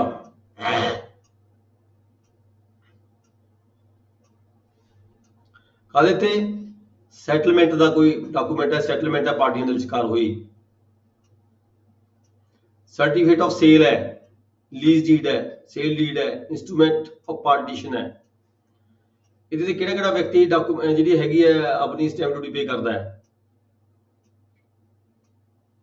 ਇੱਕ ਲਿਸਟ ਬਣੀ ਸੀਗੀ, ਤੁਹਾਨੂੰ ਯਾਦ ਹੋਏਗਾ ਵੀ ਕੌਣ ਡਾਕੂਮੈਂਟ ਪੇ ਕੌਣ ਸਟੈਂਪ ਡਿਊਟੀ ਪੇ ਕਰੇਗਾ। ਸਟੈਂਪ ਐਕਟ ਅਸੀਂ ਪੜ੍ਹ ਕੇ ਗਏ ਸੀਗੇ। 29 ਦੀ ਹੈ ਸਰ। ਹਾਂ, ਲਾਸਟ ਵਿੱਚ ਸੈਕਸ਼ਨ 29 ਦੇ ਵਿੱਚ ਲਿਸਟ ਬਣੀ ਹੋਈ ਹੈ ਕਿਹੜੇ ਡਾਕੂਮੈਂਟ ਤੇ ਕਿਹੜੇ ਵਿਅਕਤੀ ਨੇ ਜਿਹੜੀ ਸਟੈਂਪ ਡਿਊਟੀ ਪੇ ਕਰਨੀ ਹੈ, ਜਾਂ ਫਿਰ ਡਿਪੈਂਡ ਕਰਦਾ ਹੈ ਤੁਹਾਡੇ ਐਗਰੀਮੈਂਟ ਦੇ ਉੱਪਰ। ਠੀਕ ਹੈ ਜੀ। ਜਨਰਲ ਲਾਅ ਤਾਂ ਇਹ ਹੁੰਦਾ ਹੈ ਜੋ ਸਾਡੇ ਐਕਟ ਦੱਸਿਆ ਗਿਆ, ਬਟ ਜਨਰਲ ਲਾਅ ਤੋਂ ਬਾਹਰ ਜਾ ਕੇ ਪਾਰਟੀਆਂ ਕੋਈ ਐਗਰੀ ਕਰਦੀਆਂ ਨੇ ਆਪਦੇ ਉਹਦੇ ਵਿੱਚ ਐਗਰੀਮੈਂਟ 'ਚ ਕੋਈ ਲਿਖਦੀਆਂ ਨੇ ਤਾਂ ਫਿਰ ਉਹਦੇ ਮੁਤਾਬਕ ਸਟੈਂਪ ਡਿਊਟੀ ਪੇ ਕੀਤੀ ਜਾਂਦੀ ਹੈ। ਸੈਕਸ਼ਨ 29 ਤੋਂ ਤੁਸੀਂ ਲਿਖ ਦੋਗੇ ਜੀ, ਸੈਕਸ਼ਨ 29 ਸਟੈਂਪ ਐਕਟ ਦਾ ਹੈਗਾ। ਠੀਕ ਹੈ ਜੀ। ਨੈਕਸਟ ਹੈਗਾ ਇਹਦਾ B part, name the books in which the following are to be pasted. ਇਹ ਡਾਕੂਮੈਂਟ ਨੇ ਰਜਿਸਟਰ ਕਰਨ ਤੋਂ ਬਾਅਦ ਤੁਸੀਂ ਕਿਹੜੀ ਕਿਹੜੀ ਬਹੀ ਦੇ ਵਿੱਚ ਪੇਸਟ ਕਰੋਗੇ? ਬੈਨਾਮਾ ਜੀ ਦੱਸੋ ਕਿਹੜੀ ਬਹੀ 'ਚ ਦਰਜ ਹੁੰਦਾ ਹੈ? Bahi number 1 sir. ਠੀਕ ਹੈ। ਵਸੀਅਤ ਜੀ 3 ਨੰਬਰ ਜਿਹੜਾ ਜੀ 3 ਗੋਦਨਾਮਾ 3 4 ਗੋਦਨਾਮਾ 3 'ਚ ਹੁੰਦਾ ਹੈ ਜੀ। Power ਟੌਰਨੀ 4 sir. ਫਸਟ ਤੇ ਹੋਊਗੀ ਪ੍ਰੋਡਕਟ। 4 number sir. ਨਾ ਨਾ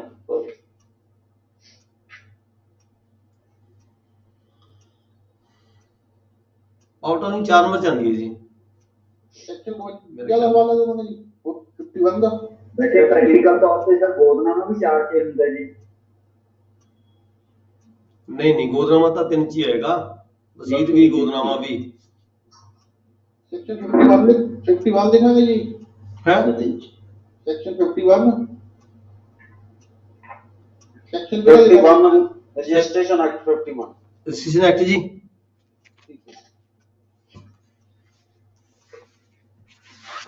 ਬੈਨਾਮੇ ਦਾ ਰਹਿਣਨਾਮਾ ਸਰ ਪਹਿਲੇ ਜਾਊਗਾ।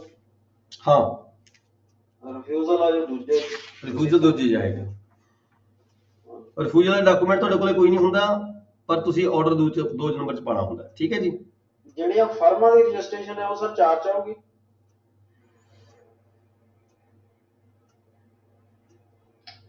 ਚਾਰ ਜਿਹੜੇ ਸਰ ਮੈਂ ਟੋਟਲ ਹੀ ਆਉਂਦੇ ਚਾਰ ਤਾਂ ਮਿਸਲੇਨੀਅਸ ਆਉਂਦੇ ਆ ਜੀ।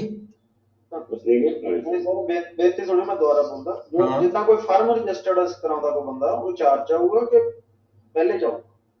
ਫਰਮ ਰਜਿਸਟਰ ਕਰਵਾਉਂਦਾ ਹੈ ਉਹ 4 'ਚ ਆਏਗਾ, ਮਿਸਲੇਨੀਅਸ ਆ ਗਿਆ ਉਹ। ਹਾਂ 4 ਇਹ ਵੀ ਪੁੱਛਿਆ ਸਰ, ਇਹੀ ਪੁੱਛਿਆ। ਫਰਮ ਦੀ ਰਜਿਸਟ੍ਰੇਸ਼ਨ ਹੋਗੀ ਨਾ ਜੀ। ਹਾਂਜੀ ਫਰਮ ਦੀ ਤਵਾਦਾਨਾਮਾ ਜੀ। ਜੀ ਸਰ। 6 ਨੰਬਰ ਦੇ ਵਿੱਚ 6 ਨੰਬਰ ਵਿਧੀ ਦੇ ਵਿੱਚ ਕੀ ਆ? ਇਹ ਕੁਐਸਚਨ ਵਧੀਆ ਕਦੀ ਕਦੀ ਆਉਂਦਾ 6 ਨੰਬਰ ਵਾਲਾ। ਡਿਪੋਜ਼ਿਟ ਤਾਂ 5 ਚ ਹੋ ਜਾਏਗੀ। ਤੁਸੀਂ ਇਹ ਨੰਬਰ ਵੈਸੇ ਰਜਿਸਟਰਾਰ ਦੇ ਦਫ਼ਤਰ ਹੁੰਦੀ ਹੈ ਜੀ। ਰਜਿਸਟਰ ਤੇ ਜਾਏਗੀ। ਉਹ ਜਿਹੜੇ ਡਾਕੂਮੈਂਟ ਰਜਿਸਟਰਾਰ ਆਪ ਡਾਕੂਮੈਂਟ ਰਜਿਸਟਰ ਕਰਦਾ ਉਹ ਚ ਰੱਖਦਾ। ਦੇਖੋ 5 ਨੰਬਰ ਵਹੀ ਕਿੱਥੇ ਹੁੰਦੀ ਹੈ? 5 ਰਜਿਸਟਰਾਰ ਦੇ ਆਫਿਸ 5 ਦੇ ਰਜਿਸਟਰ ਦੇ ਕਾਹਦੇ ਵਾਸਤੇ? ਕਾਹਦੇ ਵਾਸਤੇ? ਡਿਪੋਜ਼ਿਟ ਲਈ। 5 ਦਾ ਲਫਾਫਾ ਵਸੀਤ ਬੰਨਿਆ ਪੋ ਰੱਖਣ ਵਾਸਤੇ।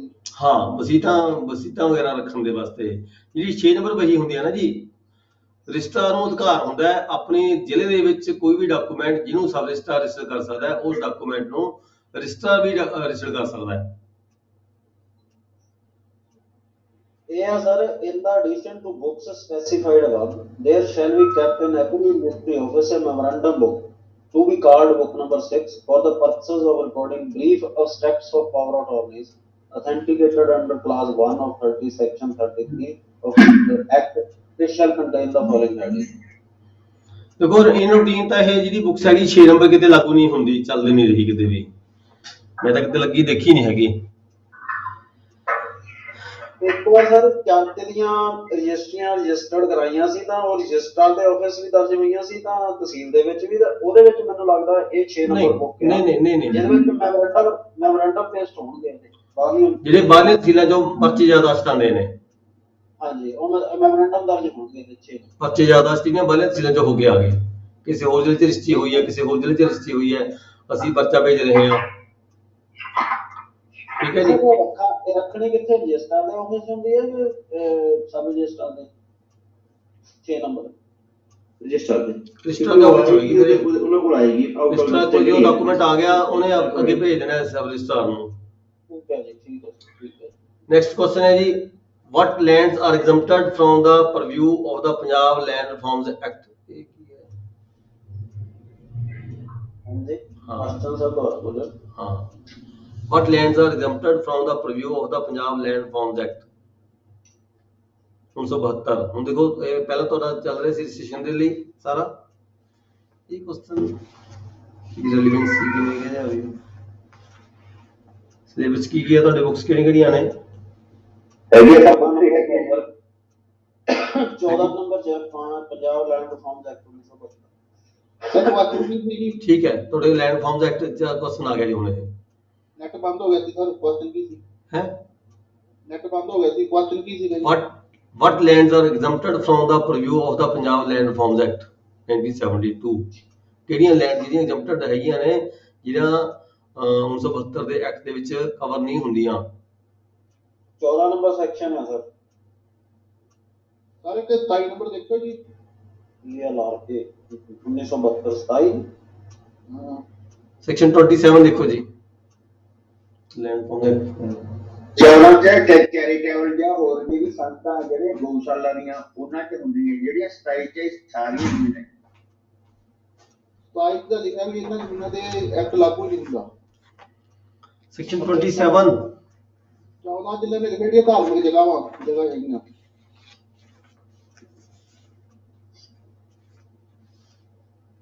ਸਰ ਕੁਐਸਚਨ ਫੇਰ ਦੁਆਰਾ ਪੜਿਓ ਸਰ, ਕਿਹੜਾ what are the lands ਦੀ ਗੱਲ ਕੀਤੀ ਹੈ, what are the lands exempted from the purview of Punjab Land Revenue Act? Punjab land revenue, ਸਾਰੀਆਂ ਜ਼ਮੀਨਾਂ ਪੁੱਛੀਆਂ ਜੀ। ਹਾਂ ਪੰਜਾਬ ਲੈਂਡ ਰੈਵਨਿਊ ਐਕਟ ਦੇ ਵਿੱਚ ਕਿਹੜੀਆਂ ਕਿਹੜੀਆਂ ਜ਼ਮੀਨਾਂ ਜਿਹੜੀਆਂ ਕਵਰ ਨਹੀਂ ਹੁੰਦੀਆਂ, ਇਹਨਾਂ ਦੇ ਉੱਪਰ ਅਸੀਂ ਸੀਲਿੰਗ ਨਹੀਂ ਲਗਾਉਂਦੇ। ਇਹ ਫਿਰ 27 ਆਊਗੀ। 27 ਆਊਗਾ ਜੀ। ਸੈਕਸ਼ਨ 27 ਜੀ ਰੈਲੀਵੈਂਟ, ਕਿਹੜੀ ਕਿਹੜੀ ਜ਼ਮੀਨਾਂ ਹੁੰਦੀਆਂ ਜੀ ਦੱਸੋ ਜਵਾਨੀ? ਵਿਦਿਅਕ ਅਦਾਰੇ, ਲੋਕਲ ਬੋਡੀ, ਸੈਂਟਰਲ ਗਵਰਨਮੈਂਟ ਦੀਆਂ ਯੋਜਨਾ, ਭੂਦਾਨ ਯੋਜਨਾ ਬੋਰਡ, ਵਿਦਿਅਕ ਟਰਸਟ ਜਿਹੜੇ ਹੈਗੇ ਐਜੂਕੇਸ਼ਨਲ ਟਰਸਟ, ਇਦਾਂ ਦੀਆਂ ਚੀਜ਼ਾਂ। ਹਾਂ ਮਿਊਨਿਸਪਲ ਏਰੀਆ ਨਾਮ ਦੀ ਕਾਰਪੋਰੇਸ਼ਨ। ਹਾਂ ਲੋਕਲ ਬੋਡੀ, ਜਿੰਨਾ ਲੋਕਲ ਬੋਡੀ ਦੇ ਹਦੂਦ ਚ ਬਿਲਕੁਲ ਠੀਕ ਕਹਿੰਦੇ ਭਾਈ ਸਾਹਿਬ। ਇਹ ਲੋਕਲ ਬੋਡੀ ਦੇ ਜਿੰਨੇ ਆ ਜਾਣੇ ਆ ਜਿਹੜੇ ਸ਼ਹਿਰਾਂ ਦੇ ਵਿੱਚ ਸੀਗੇ ਉਸ ਵੇਲੇ, ਉਹ government land, semi government lands, ਹਾਂਜੀ। Charitable trust. ਇਹ ਸਰ ਜਿਹੜਾ 14 ਨੰਬਰ ਹੈ, ਫਿਰ ਇਹ ਕਿਸ ਚੀਜ਼ ਵਾਸਤੇ ਬਣਾਇਆ ਹੈ? ਜਿਹੜਾ 14 ਨੰਬਰ ਸੈਕਸ਼ਨ ਹੈ, ਚੈਰੀਟੇਬਲ ਹੋ ਗਏ, ਗਊਸ਼ਾਲਾ ਹੋ ਗਏ। ਇਹ ਸਵਾਲ ਬਹੁਤ ਗਲਤ ਕਰਕੇ ਆਉਂਦੇ ਜੀ, ਇਹਦੀ ਕਰਕੇ। ਜਿਹੜਾ ਬੜਾ ਵੀ ਪੇਪਰ ਆ ਊੜੇ ਵਾਲੇ ਦਾ ਵੀ ਉਹਦਾ ਵੀ ਟੈਨਸ਼ਨ ਪੈਂਦੀ ਹੈ ਵੀ ਊੜਾ ਵਾਲਾ ਲੈਣਾ। ਆਹ ਤੁਸੀਂ ਸਵਾਲ ਸਾਹਮਣੇ ਨਾਲ ਨਹੀਂ ਪੁੱਛਣਾ ਚਾਹੀਦਾ। ਇਹੀ ਤਾਂ ਹੈ। ਗੱਲ ਨਹੀਂ ਕਰਨਾ, ਜਿਹੜਾ ਕੁਐਸਚਨ ਹੈ ਪ੍ਰੋਪਰ ਦੇਖੋ। ਜਿਹੜੀ ਅੱਜ ਦੀ ਸਟੱਡੀ ਹੈ ਬਹੁਤ ਜ਼ਬਰਦਸਤ ਫਾਰਮ ਭਰ ਗਿਆ। ਇਹ ਸਾਰੇ 3-4 ਮਹੀਨੇ ਸਰ ਨੇ ਲਵਾਇਓ, ਇਹ ਉਹਦਾ ਰਿਜ਼ਲਟ ਆ ਗਿਆ। ਇੱਕ minute, Exemption of land belonging to religious employees.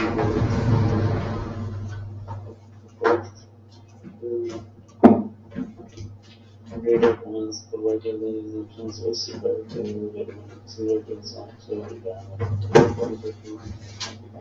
Barinder ਤੁਹਾਡਾ ਕਿਹੜਾ ਡਿਸਟ੍ਰਿਕਟ ਹੈ?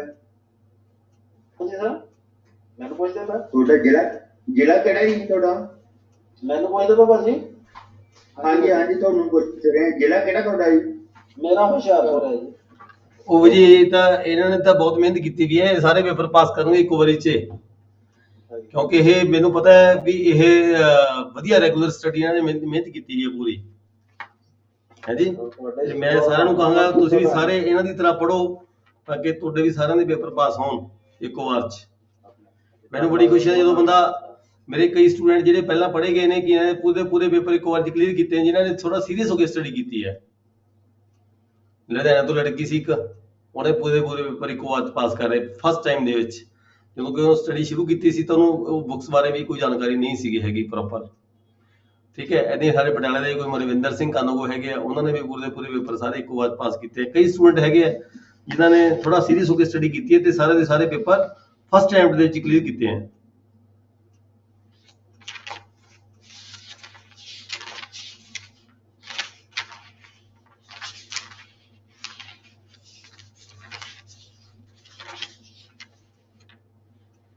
Exemption of lands belonging to the religious or charitable institutions, ਇਹ ਕੱਲੇ ਚੈਰੀਟੇਬਲ ਇੰਸਟੀਟਿਊਸ਼ਨ ਦੀ ਗੱਲ ਕੀਤੀ ਹੈ ਜੀ ਸੈਕਸ਼ਨ 14 ਦੇ ਵਿੱਚ। ਸੈਕਸ਼ਨ 27 ਦੇ ਵਿੱਚ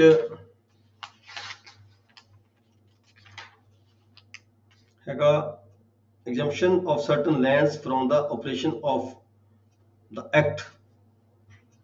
ਇਹ ਜੀ ਪੂਰਾ ਕਵਰ ਹੋ ਗਿਆ ਤੁਹਾਡਾ ਸਾਰਾ ਦਾ ਸਾਰਾ। ਠੀਕ ਹੈ ਜੀ, ਚੈਰੀਟੇਬਲ ਵਿੱਚ ਹੀ ਆ ਗਏ ਦੇ ਆਈ ਥਿੰਕ, ਮੇਰੇ ਖਿਆਲ ਹੈ 7 ਚ ਆ ਜਾਣਾ। ਹਾਂਜੀ।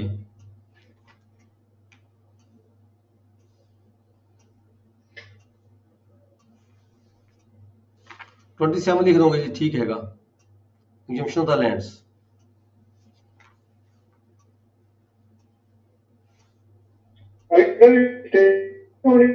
ਹੈ ਜੀ 14 ਚ ਵੀ ਗੁਰਦੁਆਰਾ, ਟੈਂਪਲ, ਗੁਰਦੁਆਰਾ, ਗਊਸ਼ਾਲਾ।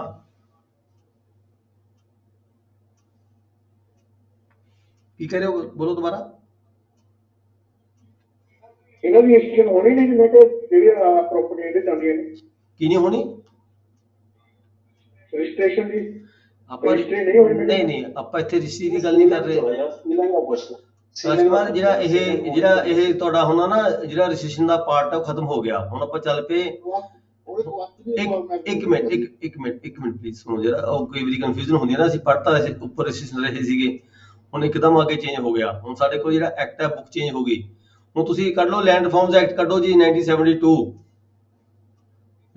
ਪੰਜਾਬ ਲੈਂਡ ਰਿਫਾਰਮਸ ਐਕਟ 1972 ਨਿਕਾਲੋ ਜੀ। ਹੁਣ ਬੁੱਕ ਚੇਂਜ ਹੋ ਗਈਆਂ, ਰਜਿਸਟ੍ਰੇਸ਼ਨ ਵਾਲੀਆਂ ਤੇ ਸਟੈਂਪ ਐਕਟ ਵਾਲੀਆਂ ਬੁੱਕਸ ਖਤਮ ਹੋ ਗਈਆਂ, ਉਹ ਉੱਪਰਲੇ ਪੇਪਰ ਕੁਐਸਚਨ ਖਤਮ ਹੋ ਗਏ ਤੇ ਹੁਣ ਚੱਲ ਪਿਆ ਸਾਡਾ ਜਿਹੜਾ ਸਿਲੇਬਸ ਦੇ according Punjab land reforms act 1972।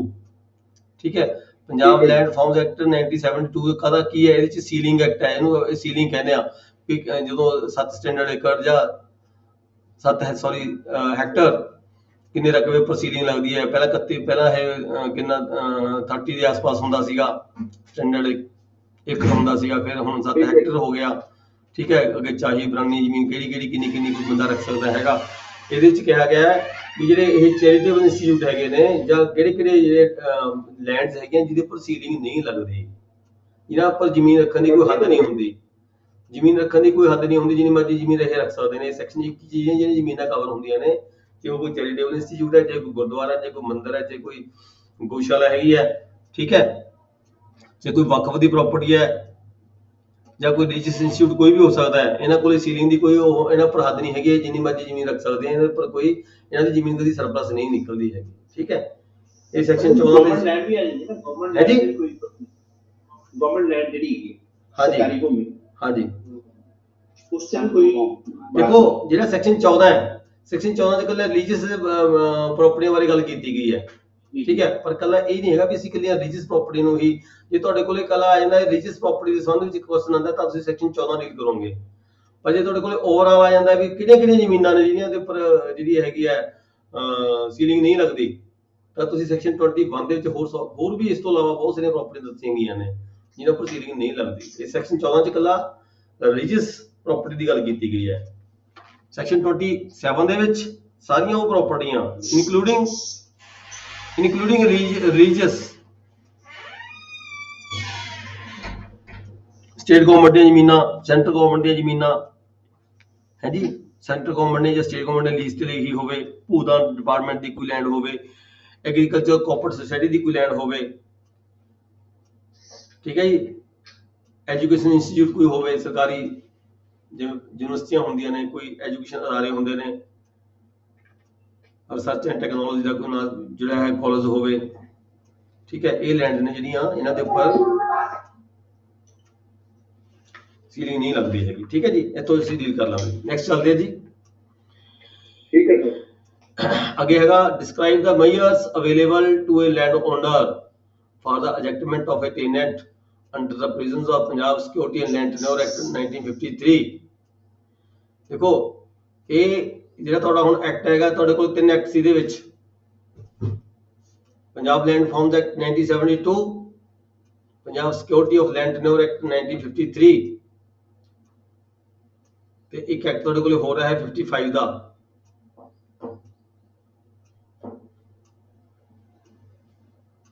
ਇਹ ਜਿਹੜਾ ਕੁਐਸਚਨ ਹੈਗਾ ਤੁਹਾਡਾ 10 ਨੰਬਰ, ਇਹ ਹੈਗਾ describe the measures available to a land owner for the adjustment of a tenant. ਜਦੋਂ ਕਿਸੇ ਲੈਂਡ ਓਨਰ ਨੇ ਕਿਸੇ ਟੇਨੈਂਟ ਨੂੰ ਐਜੈਕਟ ਕਰਨਾ ਹੈ, ਕਿਸੇ ਲੈਂਡ ਓਨਰ ਨੇ ਕਿਸੇ ਟੇਨੈਂਟ ਨੂੰ ਐਜੈਕਟ ਕਰਨਾ ਹੈ ਅੰਡਰ ਦਾ ਪ੍ਰਿੰਸਿਪਲ ਬਾਈ ਚ ਆ ਗਿਆ ਜੀ, ਹੈ ਜੀ, 22 ਚ ਆ ਗਿਆ ਜੀ।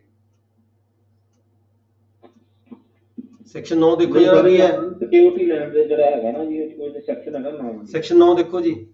9 ਤੇ 9 ਇਹ ਆਵਾ ਜੀ। ਹਾਂ ਇਹਦਾ ਮਜ਼ਾਰੇ ਦਾ ਹੀ 9 ਦਾ ਹੀ ਕੁਛ ਨਹੀਂ ਮਜ਼ਾ ਆਉਂਦਾ ਹੈ।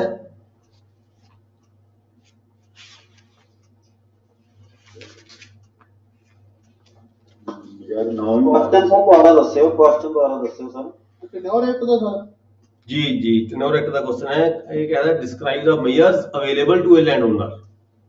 लैंड ओनर को ਕਿਹੜੇ ਮੇਜਰ ਨੇ लैंड ओनर ਕੋਲੇ ਵੀ ਉਹ ਜ਼ਮੀਨ ਖਾਲੀ ਕਰਵਾ ਸਕਦਾ ਹੈ ਟੇਨੈਂਟ ਤੋਂ। ਦੇਖੋ ਅਸੀਂ ਪੜ੍ਹ ਕੇ ਗਏ ਸੀ 4-5 ਤਰੀਕੇ ਸੀਗੇ, ਜਦੋਂ ਉਹਦੇ ਤਰੀਕੇ ਨਾਲ ਖੇਤੀ ਨਾ ਕਰੇ, ਜ਼ਮੀਨ ਨੂੰ ਖਾਲੀ ਛੱਡ ਕੇ ਰੱਖੇ, ਹੈ ਜੀ। ਆਮ ਏਰੀਆ ਦੇ ਵਿੱਚ ਜਿਸ ਤਰੀਕੇ ਦੀ ਫਸਲ ਹੁੰਦੀ ਹੈ, ਖੇਤੀ ਹੁੰਦੀ ਹੈ, ਉਹ ਤਰੀਕੇ ਨਾਲ ਖੇਤੀ ਨਾ ਕਰੇ ਬੰਦਾ।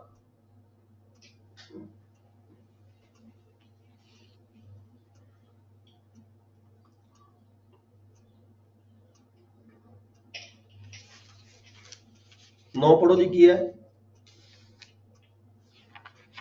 Liability of tenant to be rejected. ਉਹਦੀ ਲਾਇਬਿਲਿਟੀ ਬਣ ਗਈ, ਉਹਦੀ ਇੰਟਾਈਟਲਮੈਂਟ ਹੋ ਗਈ। ਇੱਕ ਦੀ ਲਾਇਬਿਲਿਟੀ ਬਣ ਗਈ, ਇੱਕ ਦੀ ਇੰਟਾਈਟਲਮੈਂਟ ਬਣ ਗਈ।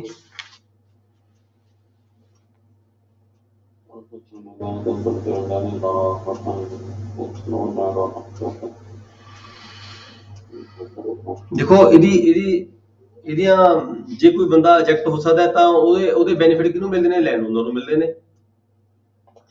ਐਜੈਕਟਮੈਂਟ ਕਿਉਂ ਹੋ ਸਕਦੀ ਹੈ? ਆ ਥੱਲੇ ਜੀ ਕੁਝ ਪੁਆਇੰਟ ਦੱਸੇ ਨੇ, ਜੇ ਕਿਸੇ ਟੇਨੈਂਟ ਨੂੰ ਐਜੈਕਟ ਕਰਨਾ ਹੋਵੇ। ਠੀਕ ਹੈ, ਕਿਹੜੇ ਕਿਹੜੇ ਨੇ?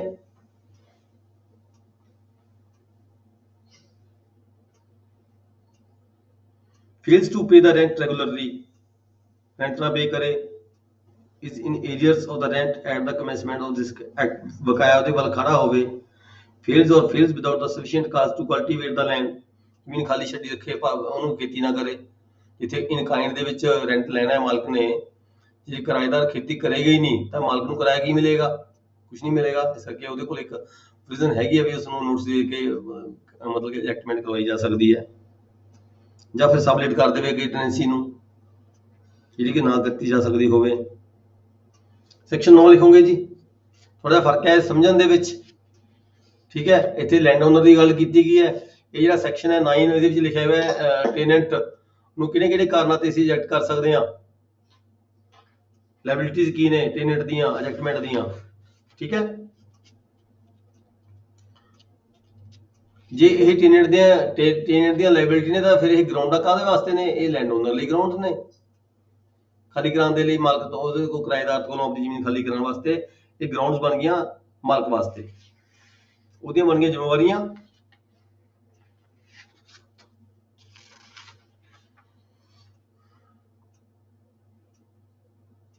ठीक है जी, एक क्वेश्चन ਇਹਦਾ ਹੋਰ ਸੀਗਾ, फर्स्ट वाला ਸੀਗਾ write a detailed note on the provisions relating to the inspection and control of a stamp vendor as per the Punjab stamp rules।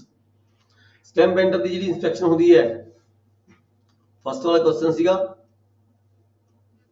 Stamp vendor ਦੀ ਜਿਹੜੀ ਇੰਸਪੈਕਸ਼ਨ ਹੁੰਦੀ ਹੈ ਉਹ ਕੌਣ ਕਰਦਾ ਹੈ ਜੀ? ਰੈਵਨਿਊ ਆਫੀਸਰਸ ਕਰਦੇ ਆ, ਬੀਇੰਗ ਏ ਸਬ ਰਜਿਸਟਰਾਰ ਜਾਂ ਜੁਆਇੰਟ ਸਬ ਰਜਿਸਟਰਾਰ। ਇਹ ਕਵਰ ਹੁੰਦੀ ਹੈ ਰੂਲ ਨੰਬਰ 35 ਦੇ ਵਿੱਚ, ਨੋਟ ਕਰ ਲਓ ਜੀ। ਸਟੈਮ ਮੈਨੂਅਲ ਦਾ 35 ਮੈਨੂਅਲ ਦਾ ਸਰ ਜੀ।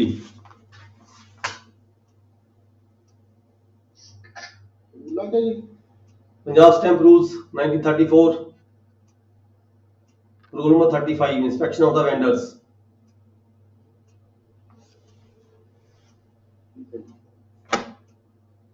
ਅੱਜ ਤੁਹਾਡਾ ਇਹ ਕੁਐਸਚਨ ਤੇ ਕੱਲੇ ਤੇ ਦੇਖੋ ਬਹੁਤ ਟਾਈਮ ਲੱਗ ਗਿਆ। ਅੱਜ ਮੇਰੇ ਖਿਆਲ ਹੈ ਤੁਸੀਂ ਸਾਰਿਆਂ ਨੇ ਦੁਸ਼ਹਿਰਾ ਵੀ ਮਨਾਉਣਾ ਹੋਏਗਾ, ਹੈ ਨਾ ਜੀ। ਦੇਖੋ ਇੱਕ ਆਪਾਂ ਡਿਸਕਸ਼ਨ ਕੀਤੀ ਹੈ, ਆਪਾਂ ਅਟੈਂਪਟ ਤਾਂ ਨਹੀਂ ਕੀਤਾ ਕੁਝ ਵੀ। ਕਿੰਨਾ ਟਾਈਮ ਲੱਗਿਆ ਜੀ? 7:30 9 1.5 ਘੰਟਾ ਹੋਇਆ। ਇਸ ਕਰਕੇ ਜਿਹੜਾ ਹੈਗਾ ਤੁਸੀਂ ਆਪਣੇ ਕੁਐਸਚਨ ਪੇਪਰ ਦੀ ਮੈਨੇਜਮੈਂਟ ਕਰਨੀ ਹੈ, ਟਾਈਮ ਦੀ ਮੈਨੇਜਮੈਂਟ। ਕਿਤੇ ਇਹ ਨਾ ਹੋਵੇ ਵੀ ਚਾਰ ਕੁਐਸਚਨ ਕਰਦੇ ਕਰਦੇ ਤੁਹਾਡਾ 1.5 ਘੰਟਾ ਵੀ ਉੱਥੇ 3 ਘੰਟੇ ਪੂਰੇ ਹੋ ਜਾਣ। ਠੀਕ ਹੈ ਜੀ। ਸਭ ਤੋਂ ਵੱਡੀ ਗੱਲ ਹੁੰਦੀ ਹੈ ਪੇਪਰ ਨੂੰ ਕੁਐਸਚਨ ਪੇਪਰ ਨੂੰ ਮੈਨੇਜ ਕਰਨਾ। ਟਾਈਮਿੰਗ ਦੇ ਜਿਵੇਂ ਉੱਥੇ ਚਾਹੇ ਤੁਸੀਂ ਸ਼ਾਰਟ ਕਰੀ ਜਾਓ ਕੋਈ ਗੱਲ ਨਹੀਂ, ਪਰ ਕੁਐਸਚਨ ਪੇਪਰ ਦੇ ਜਿਹੜੇ ਆਨਸਰ ਨੇ ਉਹ ਪੂਰੇ ਹੋਣੇ ਚਾਹੀਦੇ ਨੇ। ਕੋਈ ਘੱਟ ਨਹੀਂ ਹੋਣਾ ਚਾਹੀਦਾ, ਛੱਡਣੇ ਨਹੀਂ, ਕੁਐਸਚਨ ਨਹੀਂ ਛੱਡਣਾ ਹੈਗਾ ਕੋਈ ਵੀ। ਛੋਟਾ ਹੋ ਜਾਏ ਵੱਡਾ ਹੋ ਜਾਏ ਕੋਈ ਗੱਲ ਨਹੀਂ, ਉਹ ਮੈਟਰ ਨਹੀਂ ਕਰਦਾ। ਠੀਕ ਹੈ ਜੀ। ਇਹ ਪੇਪਰ ਥੋੜਾ ਟਫ ਤੇ ਜ਼ਰੂਰ ਹੈਗਾ, ਪਰ ਕੋਈ ਗੱਲ ਨਹੀਂ, ਆਪਾਂ ਇੱਕ ਵਾਰੀ ਇਹਨੂੰ ਹੋਰ ਕਰਾਂਗੇ। ਇਹਦੇ ਕੁਝ ਕੁਐਸਚਨ ਪੇਪਰ ਤੁਹਾਨੂੰ ਹੋਰ ਕਲੀਅਰ ਹੋ ਜਾਏਗਾ। 1-2 ਕੁਐਸਚਨ ਪੇਪਰ ਹੋਰ ਵੀ ਕਰਾਂਗੇ ਨੈਕਸਟ ਵੀਕ ਦੇ ਵਿੱਚ। ਕਿਸ ਦਾ ਕੋਈ ਕੁਐਸਚਨ ਕਰ ਸਕਦਾ ਜੀ? ਜਗਪਾਲ ਸਿੰਘ ਜੀ ਤੁਸੀਂ ਦੱਸੋ ਕੋਈ। ਸਰ ਜਿਹੜਾ ਕੁਐਸਚਨ ਕਰੋਗੇ WhatsApp ਪਾ ਦੂੰਗਾ ਜੀ। ਅੱਜ ਦੀ ਵੀਡੀਓ ਪਾ ਦਈਏ, ਇਹ ਕੁਐਸਚਨ ਪੇਪਰ ਪਾ ਦਈਏ। ਇਹ ਨਹੀਂ ਕੁਝ ਪਾ ਦੇ ਸਾਰੀਆਂ ਸੀ ਸਰ। ਇਦਾਂ ਕਰੋ ਹਾਂ 20 ਦੇ ਪੇਪਰ ਜਿਹੜੇ ਹੈਗੇ ਸਾਰੇ ਪਾ ਦਿਓ, ਹੈਂਡੀ ਵੀ ਹੈਗੇ। ਐਕਚੁਅਲੀ ਤਾਂ ਵੈਸੇ ਸਾਰੇ ਪੇਪਰ ਪਾਏ ਹੋਏ ਆ, ਇਹ ਤੁਸੀਂ ਮੇਰੇ ਖਿਆਲ ਨਹੀਂ ਦੇਖੇ ਹੈਗੇ, ਹੈ ਨਾ? ਸਰ 16 ਦੇ ਮਿਲੇ ਆ ਸਾਰੇ। ਓਕੇ ਸਰ 20 ਦੇ ਨਹੀਂ ਹੈਗੇ ਜੀ, ਬਾਕੀ ਸਰ ਮਿਲ ਗਏ ਸਰ। ਇਹਦੇ ਨਹੀਂ ਪਏ ਹੋਏ। ਮੈਂ ਤਾਂ ਇਹੀ ਪ੍ਰਜ਼ੂਮ ਕਰਦਾ ਸੀ ਸਾਰੇ ਪੇਪਰ ਪਾਏ ਹੋਏ ਆ ਇਹਦੇ ਵਿੱਚ। ਸਰ ਨਹੀਂ 20 ਨੰਬਰ ਨਹੀਂ ਹੈ। ਚਲੋ ਮੈਂ ਕੋਈ ਨਹੀਂ, ਇਹ ਮੈਂ ਪਾ ਦੇਣਾ ਬੇਟੇ, ਪੇਪਰ 20 ਦੇ ਪਾ ਦੇਣਾ ਹੈ, ਸਾਰੇ ਪਾ ਦੇਣਾ। ਇਹ ਵੀਡੀਓ ਲੋਡ ਕਰ ਦਈਏ? ਲੋਡ ਹੈਗੀ ਦੀ ਵੀਡੀਓ ਦੀ? ਸਰ ਕਰਦੀ ਹੋ ਅੱਛੀ ਹੈ, ਡਿਸਕਸ਼ਨ ਜਿਹੜੀ ਹੈ ਨਾ ਜ਼ਿਆਦਾ ਬੈਟਰ ਹੈ। ਓਕੇ ਬੇਟੇ ਵੀਡੀਓ ਵੀ ਲੋਡ ਕਰ। ਜਿਹੜਾ ਪੇਪਰ ਹੱਲ ਕਰਾਉਂਦੇ ਹੁੰਦੇ ਉਹਦਾ PDF ਵੀ ਪਹਿਲਾਂ ਪਾ ਦਿਆ ਕਰੋ ਜੀ। ਓਕੇ ਠੀਕ ਹੈ, ਕੋਈ ਗੱਲ ਨਹੀਂ। ਸਰ ਪਲੀਜ਼ 20 ਦੇ ਪਾਸ ਅਜੀ ਪਾ ਦੇਣੇ ਜੀ। ਵੈਸ਼ਨੂ ਦਾ ਜੀ ਤੁਸੀਂ ਦੱਸੋ। ਸਰ ਪੇਪਰ 20 ਦਾ ਸਰ ਕੁਐਸਚਨ ਪੇਪਰ ਪਾ ਦਿਓ ਸਰ ਸਾਰੇ। ਇਹ ਪੈ ਜਾਂਦਾ, ਕੋਈ ਗੱਲ ਨਹੀਂ, ਇਹ ਪੈ ਜਾਂਦਾ, ਹਾਂ ਪੈ ਜਾਂਦਾ। ਬਾਕੀ ਕਿਵੇਂ ਤੁਹਾਡੇ ਪੇਪਰ ਤੁਸੀਂ ਬਸ ਤੁਹਾਡਾ ਫਸਟ ਅਟੈਂਪਟ ਹੈ? ਹਾਂਜੀ ਸਰ ਫਸਟ ਪਾ ਦਿਓ ਸਰ। ਹੁਣ ਔਖਾ ਤਾਂ ਨਹੀਂ ਲੱਗ ਰਹੀ ਸਟੱਡੀ ਜ਼ਿਆਦਾ? ਇਹ ਸਰ ਠੀਕ ਹੈ ਜੀ, ਬਹੁਤ ਵਧੀਆ ਸਰ ਪੜ੍ਹਾ ਰਹੇ ਜੀ। ਸੁਰਜੀਤ ਸਿੰਘ ਜੀ ਸੈਣੀ ਸਾਹਿਬ, ਸੁਰਜੀਤ ਸਿੰਘ ਜੀ ਕਿਵੇਂ ਹੈ? ਠੀਕ ਹੈ? ਤੁਹਾਨੂੰ ਲੱਗ ਰਿਹਾ ਕੋਈ ਔਖਾ ਤਾਂ ਨਹੀਂ ਲੱਗ ਰਿਹਾ ਜ਼ਿਆਦਾ? ਠੀਕ ਹੈ ਸਰ, ਠੀਕ ਹੈ ਜੀ। ਤੇ ਕੁਲਵੰਤ ਸਿੰਘ ਜੀ ਵੀਡੀਓ ਸਰ ਪਾ ਦੇ, ਵੀਡੀਓ ਵੀ ਪਾ ਦੇਣੇ ਆ। ਪਹਿਲੇ ਵੀਡੀਓ ਹੋਇਆ ਨਾ, ਪਹਿਲੇ ਵੀ ਜਿਹੜੇ ਸਾਰੇ 1 ਨੰਬਰ ਪੇਪਰ ਤੋਂ ਰੱਖ ਕੇ ਜਿਹੜੇ ਸਾਰੇ ਭਾਰੇ ਸਰ ਸਾਰੀਆਂ ਵੀਡੀਓ ਪਾ ਦੇਣੇ, ਸਾਰੀਆਂ ਵੀਡੀਓ ਪਾ ਦੇਣੇ। ਕੁਲਵੰਤ ਸਿੰਘ ਜੀ ਤੁਸੀਂ ਕਿਵੇਂ ਪੜ੍ਹ ਰਹੇ ਹੋ? ਕੁਲਵੰਤ ਸਿੰਘ ਬੈਠੇ ਨੇ। ਸਰ ਪੇਪਰ 20 ਦੇ ਸਾਰੇ ਪਾ ਦਿਓ ਜੀ, ਸਾਰੇ। ਇਹ ਚਲੋ ਇਹ ਤਾਂ ਇਸ ਤੋਂ ਇਲਾਵਾ ਹੋਰ ਦੱਸੋ। ਇਹ ਤਾਂ ਮੈਂ ਇਹ ਗੱਲ ਸੁਣ ਲਈ, ਮੈਂ ਸਾਰੇ ਪਾ ਦੇਣੇ ਆ। ਮਥਰੇਜ ਜੀ ਕਿਵੇਂ ਸਟੱਡੀ ਤੁਹਾਨੂੰ ਠੀਕ ਲੱਗ ਰਹੀ ਹੈ? ਸਰ ਬਹੁਤ ਅੱਛਾ ਕਰ ਰਹੇ ਹੋ ਕੋਈ ਦਿੱਕਤ ਤਾਂ ਨਹੀਂ ਆ ਰਹੀ ਕੋਈ? ਨਹੀਂ ਠੀਕ ਹੈ ਸਰ, ਬਹੁਤ ਸਮਝ ਆ ਰਹੀ ਹੈ। ਪਹਿਲਾਂ ਨਹੀਂ ਆ ਰਹੀ, ਬਟ ਇਹ ਕਿ ਜਿੱਦਾਂ ਉਹਨਾਂ ਟੱਚ ਰਿਹਾ ਤੇ ਸਮਝ ਆਣੀ ਸ਼ੁਰੂ ਹੋ ਗਈ। ਪ੍ਰੇਮ ਸੁਖਦਾਸ ਜੀ, ਪ੍ਰੇਮ ਸੁਖਦਾਸ ਤੁਹਾਡਾ ਕੋਈ ਆਪਣਾ ਕੋਈ ਦੱਸੋ, ਕੋਈ ਤੁਹਾਡਾ ਕਮੈਂਟਸ ਕੋਈ ਹੋਵੇ? ਮੈਂ ਤਾਂ ਸਰ ਇੱਕ ਇਹ ਹੈ ਕਿ ਹੁਣ ਇਹਨਾਂ ਨੇ ਰਿਜ਼ਲਟ ਕੱਢਿਆ ਹੈ ਜੀ ਚੈਕਿੰਗ ਦਾ। ਪ੍ਰੇਮ ਸੁਖਦਾਸ ਜੀ ਬੋਲ ਰਹੇ ਹੋ? ਹਾਂਜੀ ਸਰ। ਹਾਂ ਬੋਲੋ। ਇਹਦੇ ਚ ਹੁਣ ਇੱਕ ਬੰਦੇ ਦੇ 4 ਪੇਪਰ ਪਾਸ ਕਰਤੇ ਜੀ ਇਹਨਾਂ ਨੇ, ਵੀ ਇਹ ਜਮੀ ਨਲਾਇਕੀ ਨਾਲ ਦੇਖਦੇ ਨੂੰ। ਕਿਵੇਂ ਕੱਲ ਰਿਜ਼ਲਟ ਆਇਆ ਸਰ ਚੈਕਿੰਗ ਦਾ, ਜਿਨ੍ਹਾਂ ਨੇ ਪਾਈ ਸੀ ਆਪਦੀ ਰੀਵੈਲੂਏਸ਼ਨ ਦਾ। ਹਾਂ ਇੱਕ ਮਾਨਸਾ ਦੇ ਨੇ ਸਾਡੇ ਸਿਕੰਦਰ ਸਿੰਘ ਜੀ, ਉਹਨਾਂ ਦੇ 4 ਪੇਪਰ ਇਹਨਾਂ ਨੇ ਇਕੱਠੇ ਪਾਸ ਕੀਤੇ ਆ ਉਹਦੇ ਵਿੱਚ। ਚਲੋ ਆਪਾਂ ਇਸ ਗੱਲ ਤੇ ਕੋਈ ਕਮੈਂਟ ਨਹੀਂ ਕਰ ਸਕਦੇ, ਕੀ ਰੀਜ਼ਨ ਹੋ ਸਕਦਾ ਹੈ, ਕੁਝ ਵੀ ਕਈ ਵਾਰੀ ਹੋ ਸਕਦਾ, ਕਈ ਵਾਰੀ ਇਦਾਂ ਹੁੰਦਾ ਹੈ ਤੁਸੀਂ ਆਨਸਰ ਸ਼ੀਟ ਤੁਹਾਡੀ ਕੋਈ ਹੋਰ ਹੈ, ਤੁਸੀਂ ਕੁਐਸਚਨ ਪੇਪਰ ਹੀ ਕੋਈ ਹੋਰ ਰੱਖ ਲਿਆ ਅੱਗੇ, ਉਹਦੇ ਮੁਤਾਬਕ ਚੈੱਕ ਹੋ ਗਏ, ਜਾਂ ਤੁਸੀਂ ਸਿਲੇਬਸ ਹੀ ਕੋਈ ਹੋਰ ਦੇਖ ਲਿਆ ਉਹਦੇ ਮੁਤਾਬਕ ਚੈੱਕ ਹੋ ਗਏ। ਇਹ ਕਈ ਵਾਰੀ ਰੀਜ਼ਨ ਮੇ ਵੀ ਕੋਈ ਹੋ ਸਕਦਾ ਹੈ, ਕਾਰਨ ਹੋ ਸਕਦਾ ਹੈ ਨਾ। ਕਈ ਵਾਰੀ ਕੁਐਸਚਨ ਪੇਪਰ ਤੁਸੀਂ ਕੋਈ ਹੋਰ ਰੱਖ ਲਿਆ, ਪੇਪਰ ਆਨਸਰ ਸ਼ੀਟ ਤੁਹਾਡੇ ਕੋਲ ਹੋਰ ਹੈ ਤੇ ਕਿਸੇ ਹੋਰ ਸਾਲ ਦਾ ਕੁਐਸਚਨ ਪੇਪਰ ਰੱਖਿਆ ਗਿਆ, ਇਦਾਂ ਦੇ ਕਰਕੇ ਕਈ ਕਾਰਨ ਹੋ ਜਾਂਦੇ ਨੇ। ਤੇ ਅਮ੍ਰਿਤੇਸ਼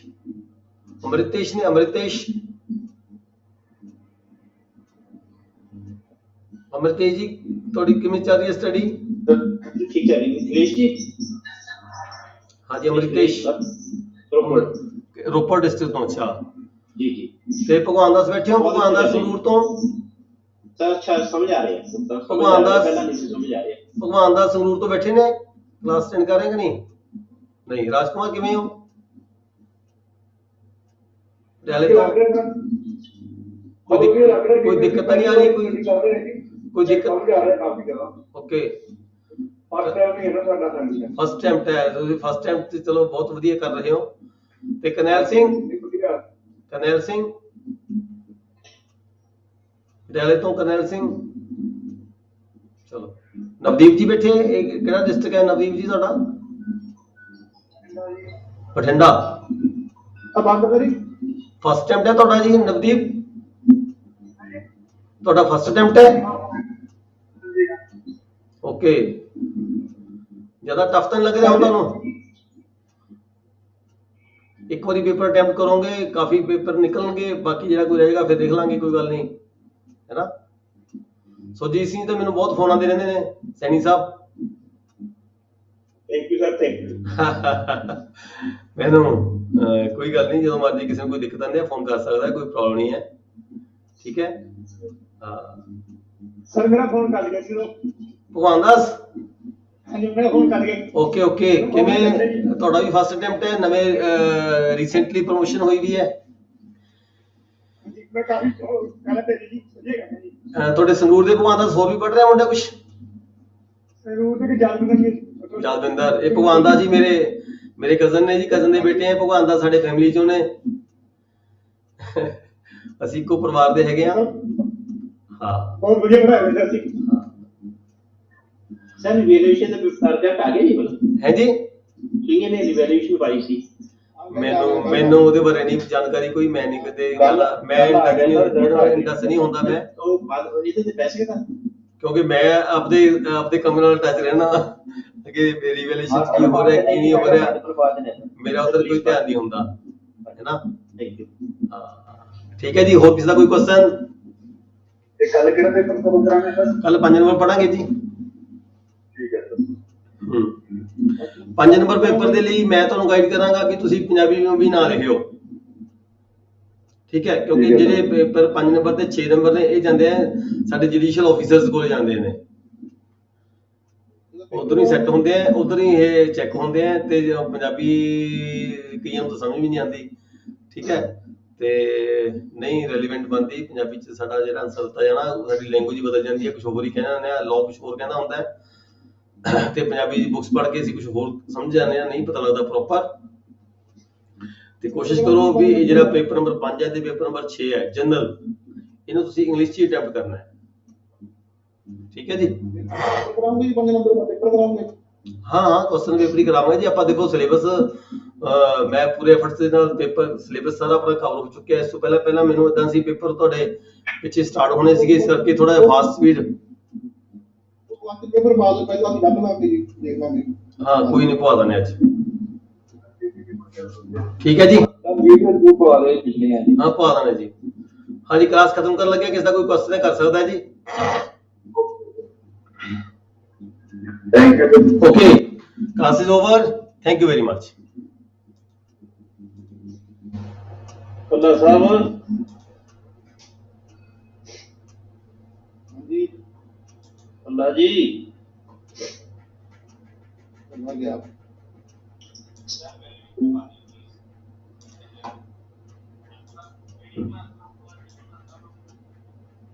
बेटे ये